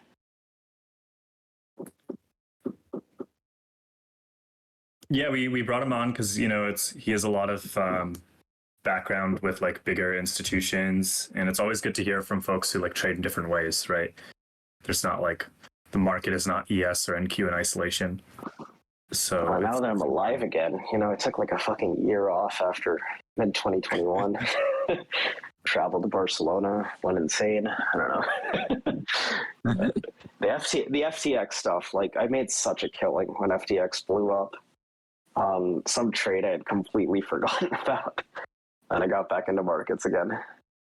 Right on. It was just like especially like coming from 2013, 2014 is when I started looking at markets, and ironically, like the people who like really taught me how to trade originally were the original founders of like the Wall Street Bets stuff, which is kind of funny that like now there's a lawsuit with the idiot founder suing with no standing to try and get his trademark back, because I know all of these people personally, and a lot of it was originally like institutional types who just got bored with regular market making activities and stuff like that, and they wanted to trade riskier. So I learned a lot of stuff like that, a lot of systems trading, a lot of market making. And those were really, really boring markets, so you weren't getting fucking blown out if you messed up. Like, I remember my first trading strategies were like gambling on phase 3 trials and stupid shit like that. I don't know. We come a long way. If you guys really want to gamble with biotech stocks and clinical trials.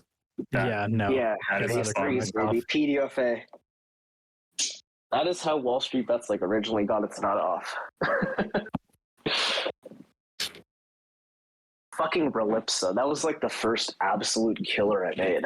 In 2016, I want to say I bought it like 13. It got bought out at 34. I didn't know what I was doing. Okay, let's see what 11 a.m. brings here. Now that this little momentum algo is going to kick on. See what happens here, if we get a new low or not. That was especially in like lower vol markets. I don't know how many people here traded before 2020, but reliably, like the only time moves would even slightly start to come were at these bucketed moments, like, 30-minute candle closes, 1 hour candle closes, 4 hour candle closes. Yeah. Like, it's very, very reliable that if your move doesn't play out there, you should reconsider what you're doing on a low vol day. Dude, I still do this sometimes. Like sometimes if I'm in a trade and I'm not loving it and I'm getting to like the half hour turn, I'm just like I'll just flatten out. I'll just flatten out. Like if I don't love my trade at like 10 a.m., I'm just out of it, bro. I'll just close it. Like I don't care. Like even right now, like I'm not like loving this NQ trade, but like fuck it. I gotta like let it play out. Like, no matter how much edge you have, no matter how smart you think your fill is, if the flows don't come in the direction you want, you're not going to make any fucking money. So if there's no fucking flow coming in, just flatten, That's a good way to put it. That's a good way to put it. I mean, as someone who It's like the biggest problem with shorting. Oh, I was just going to say, like, when you write algos, it's easy to code them so they do things at like nice time intervals, right? Like rather than like 3 minutes and 15 seconds or something like that. That's no. It is like just like I don't know. It's like, how in cricket, you know this because you're Indian. They just kind of agree to drink tea in the middle of the fucking day. It's like that. Everyone just agrees to handshake. We'll use 15 minutes, 30 minutes, 60-minute candle closes. Like cricket, you know this because you're Indian. Holy shit. Oh my god. You guys are trips.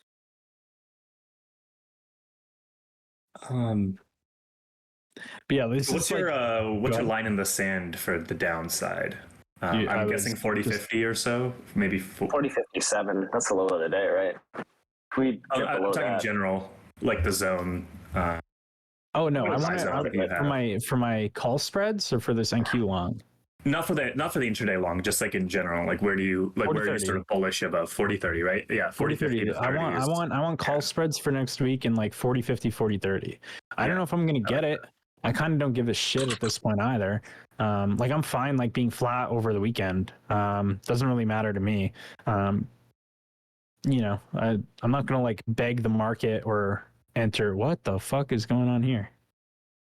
Selling the. But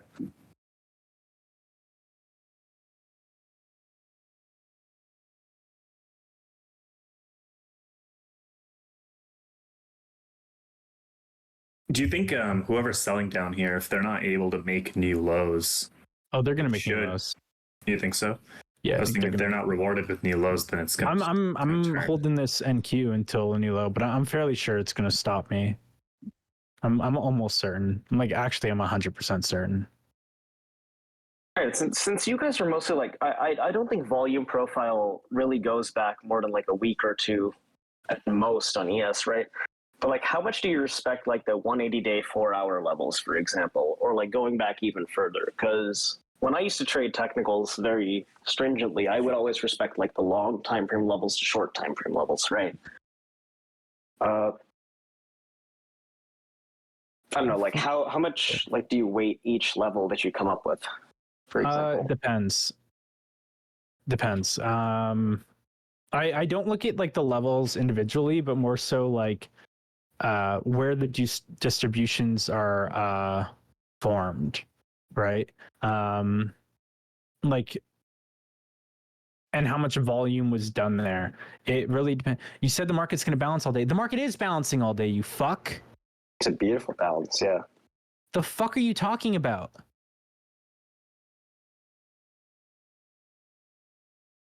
If you have a profile up, just look at it. It looks like a perfect bell curve right now. You fuck. Yeah, this is actually one of the neatest The fuck are you distributions adding I've me seen in a for? while.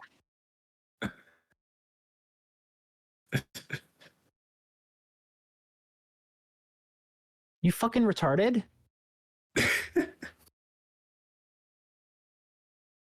No, I'm serious. Every day this guy in here. Every day. Every day. I'm done. I'm done with this guy. I'm blocking you. I'm ignoring you from now on. I don't care. You want a refund? Fucking open up a ticket. I don't give a shit. You piss me off now. I'm tired. Every day. Somebody go through this guy's post history. It's the fucking worst. It's the fucking worst shit. I swear to God. I don't need your money. I don't want it. I don't think you deserve to learn. I'm sorry. I don't care.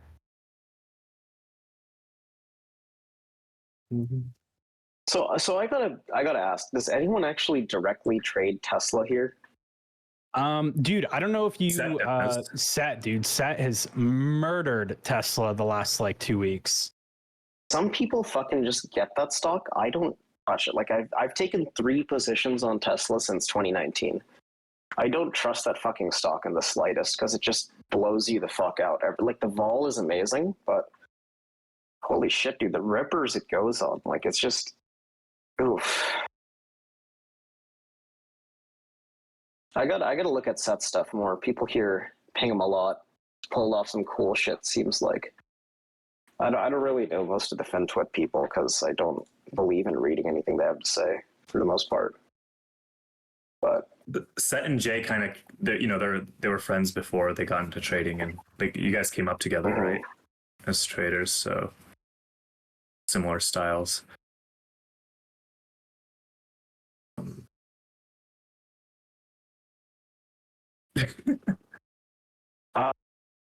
yeah, I mean, like I only recently got into Twitter. I guess it was more.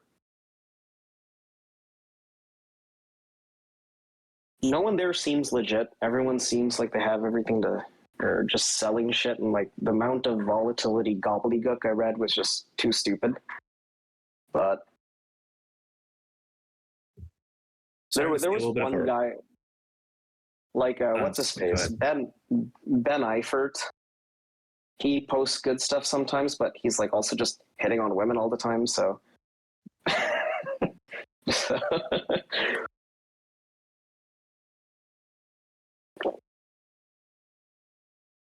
See, this is what happens, bro. Should have just shut the fuck up and not sent another message, because now Strizzy is. Yeah, I'm just gonna ignore this guy. Hoping for like a little bit of a rally here, since we're long from mid to low 60s. Bro, I got fucking receipts, bro. Okay, trust me. I recognize the ones who piss me off. Okay, you've been pissing me off for like fucking 3 weeks, bro. You don't fucking listen. You only come in here asking for direction. All you do is complain. I haven't had a fucking red day since the beginning of the year. I can show you my fucking equity curve. Okay. Everyone in this room is killing it, but somehow you come in here, you fucking complain every day. You don't show up on time. You just fucking troll, and you're fucking annoying. Yo, Harry, use that one, because your one's. That one's Yeah, nobody. Fuck you. I'm gonna refund you. Get the fuck out of the room. I don't care about you. Yeah, that's always the problem with services, right? Shit, Customer service is left best outsourced to India, not. Dude, the amount of money that I fucking gave you today, and like you're just fucking sitting in here. Dude, get the fuck out of here, man. I don't have time for this. I actually like. I know I don't pop into the live chat very often, but I find it very impressive how you guys like live trade every single morning. That is not easy to do. Bahastra, you're gonna see the refund on your account in 6 to 8 business days. Goodbye. Oh, dude. Yeah, it is hard to live trade. mean, I didn't Like think I how it would be I bad don't like until we doing started. it at all, right? Like I remember the first time I was legitimately trading and have to explain to other people what I was fucking doing, and it's just like it makes you question your own self, because like a lot of trading is very intuitive, right? Then you have to start like putting it into words, and it's like you're distracting yourself. I don't know. Yeah, no, Yes. like in general, we're very nice to the people in the room, but like just go search that guy's messages. This guy was not getting it. He just wasn't getting it. He just every day, you know, coming in here, complaining about the losses and like not taking, just, you know, hey, are you doing this? Are you doing that? You know, it's like, dude, come on, bro. You're not here to like actually learn. You're not here to actually trade. You're just here to come in and figure out if you're aping into calls or puts. You know what I mean? That doesn't vibe. I mean, with that is me. a big problem with Doesn't like vibe. trading discords that are larger in general, like especially if you're like doing some sort of service, is that people kind of feel they're obligated to make money. And then they blame you for not making money. Yeah, like but like everyone's even today, risk bro, he comes profile in, is he's like, you different, said right? balance, it's not balancing. Like, what are you talking about? Like, This is a beautiful balanced day. yeah, I know. Mhm. I know. And like, you know, it's just why, and like, I just don't have time for this. Like, you know, because Someone like, asked then if I know I- the day that I do get it wrong, this guy will never shut the fuck up. You know what I mean? Like, if he can't recognize a balanced day when you call in advance, and then, you know, and then like, if you actually get the call wrong, this guy will never stop talking about it. And like, I don't want to deal with that, bro. All right. We're erasing this guy from our memory, from chat's memory. Mm-hmm. Let's move on. Someone asked me if above 70, I like the long side, or like I like the long trade better.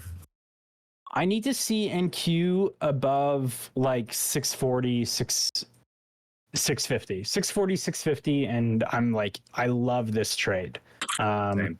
I'm do like I'm very long NQ right now, and I'd like to take some size off here at 340 or so. Yeah, I do like that ES didn't make a low, like a new low, and instead held 60s, which like we were just talking about that, you know, sellers not being rewarded down there, and there was some decent selling going on. So let's see. Right now it's still stuck a little bit. I don't know if that's a MOPEX thing, because I actually would have expected it to reverse a little bit more. I am going to answer this one question in the chat about how long it learns to take to trade from the DOM. It is not for everyone to watch the DOM, and especially nowadays with how much orders are automated and pulled. They're not exactly spoofed, but there's a lot more fake orders in the DOM than there used to be, like maybe like When we 7 say years trade ago. off the DOM, we don't talk about looking at resting orders. I don't think Jay and I and Richard and Papa, whoever trades off the DOM here, looks at resting orders. We just look at the basically like time sales, like the prints on the Okay. Okay. Yeah. Prints are the most valuable data you can use, because that's like literally where the orders have transacted, right? Exactly. And like I was talking about earlier, if you can like predict the flows, you will never lose money. And that's why Citadel's returns are insane, right? They're just fucking cheating. Everyone knows this. But but like staring at the DOM in general, I think it used to be a lot more useful than it is. I know a lot of people have gotten caught in that trap, and I don't know. I think bid-ask spreads, like visible screens, bid-ask spreads are more useful than looking at the DOM directly. But Yeah, so we don't look at the limit orders per se on the DOM. What we're looking at is the pace of the tape and the size of the orders that are coming through and actually printing, right? Like if our average order size, say over the last like 500 ticks, I mean, you want to get like an intuitive understanding of it, right? Like if the last like 500 ticks, the average order size like to produce a tick up or a tick down is like 40 lots, and then suddenly there's like somebody's taking in 200, 300, 400 lots on the offer before it ticks up, that's something to note. You know what I mean? That's what we're looking at. We're not looking at like the resting orders of like, oh, you know, like the offer is thicker than the buy side or whatever, you know? It's not that. Like basically the way that we Right. look at the DOM is, hang on, I'll just like Photoshop it really quick. Well, I'll do it in Paint. It's like, Where's the dom.xls?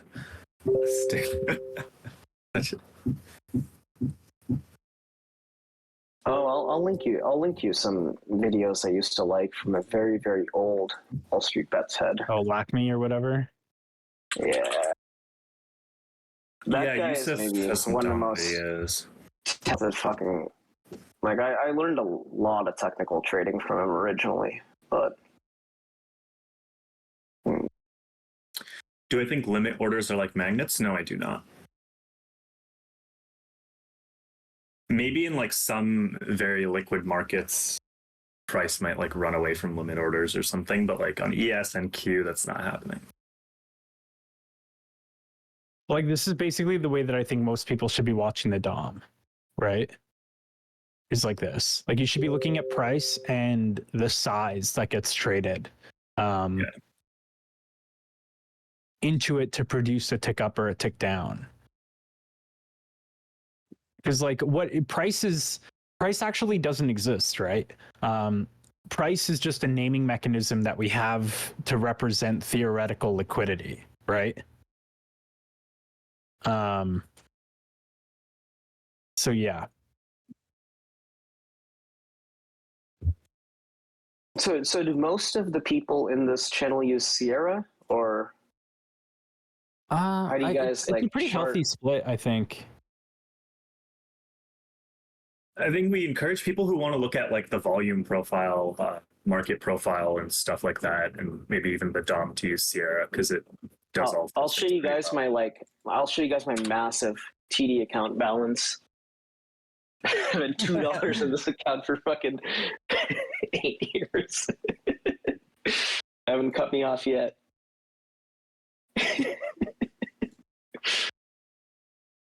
I trade through Schwab primarily, but I guess It's TD so and funny. Schwab are not the same. But I think the market's pretty we're just slow here. we're just I don't know if fucking hanging out today. Not pretty. yeah, expected after we gap down like that, and having MOPEX today, there might be a little bit more volatility. I did say yesterday when we closed below 4,100 that really was not great for. Oh, okay. So the 3 p.m. flow. So that's like the fun part about trading 0 days, right? Is A, SPX is cash settled, so you don't get fucked if you're holding it into the close. And B, theta decay is logarithmic, right? And it exponentiates, right, as you go into the close. And moneyness and gamma become incredibly important, right? If the biggest thing you got to think about with 0 days is most options are hedged with other options when the orders get filled, but you don't really want to do that if you're a market maker closing out flow, and it's not really predictable whether the closing of, like, let's say puts and calls are going to be even in the slightest, right? You might end up with a bunch of put orders on one side or a bunch of closing call orders on the other side. And this is where, like, you just get your book moving all over the fucking place, right? I mean, how I got into 0 day trading was in 2018 and 2019 when VOL was just when VIX was just fucking taken out to the back of the shed and shot with a shotgun. The only way to profit off of like 6-point moves was to buy very cheap VOL and just like spin the roulette wheel. And I think everyone sort of figured this out in the past year. Like, weird shit happens with 0 days after 3 p.m. Absolutely, but that's just because the composition of the option just goes purely to vol and gamma and delta, right? So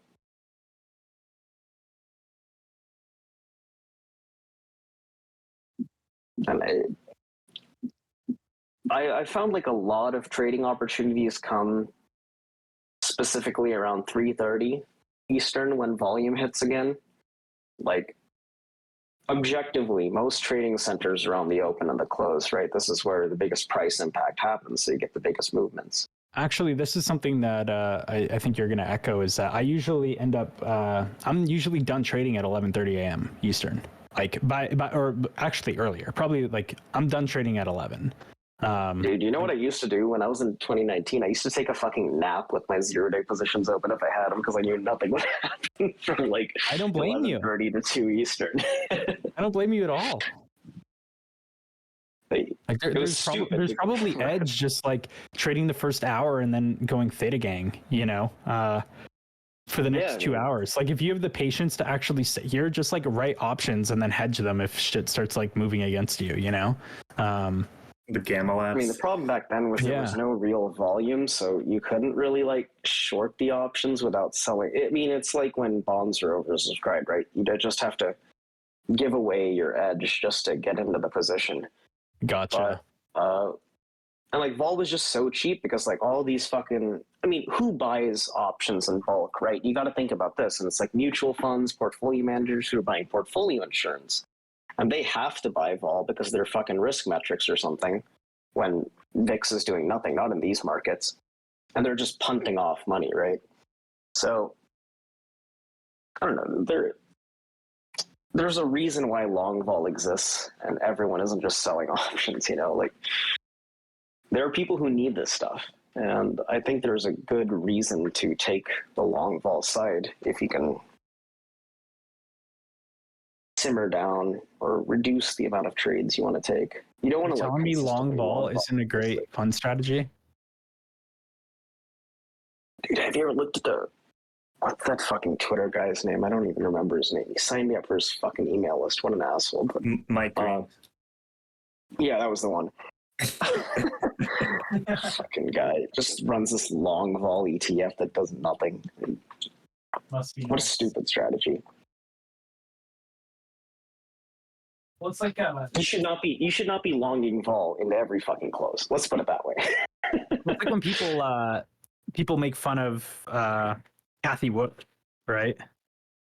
Personally, I love that bit. Every bull market creates like some faux geniuses who just happen to be super fucking long, you know?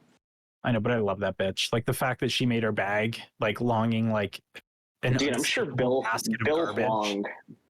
Huang was my fucking guy, dude. Just pumped all these fucking stocks for no reason at 100-to-1 leverage and then just blew up for no reason. Actual thuggin'. All right, if you're looking for hotties in finance, you're looking in the wrong field. Look at nurses. Look at like models, dude. Like, why are you looking at fucking finance chicks for hotties?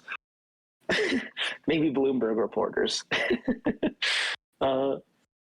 Yeah, Mike Green is a great guy. I know him too, but I think there's more of a point on long fall.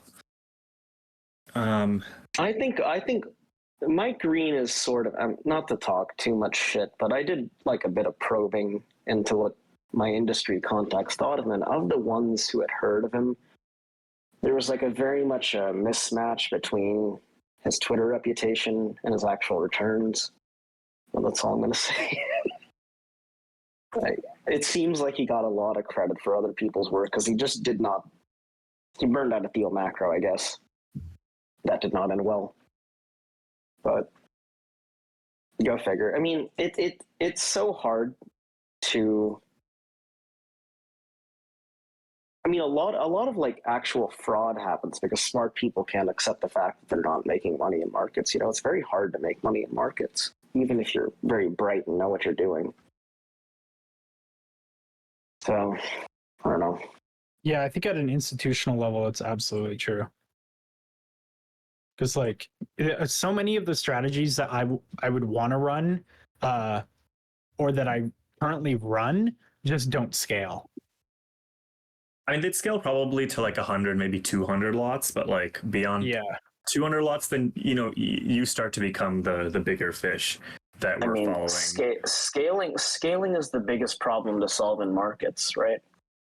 Yeah. I mean, it's why like the best strategy in the world, other than Citadel's front running, they cap it at 10 billion hardcore because it's just so hard to deploy money across markets efficiently.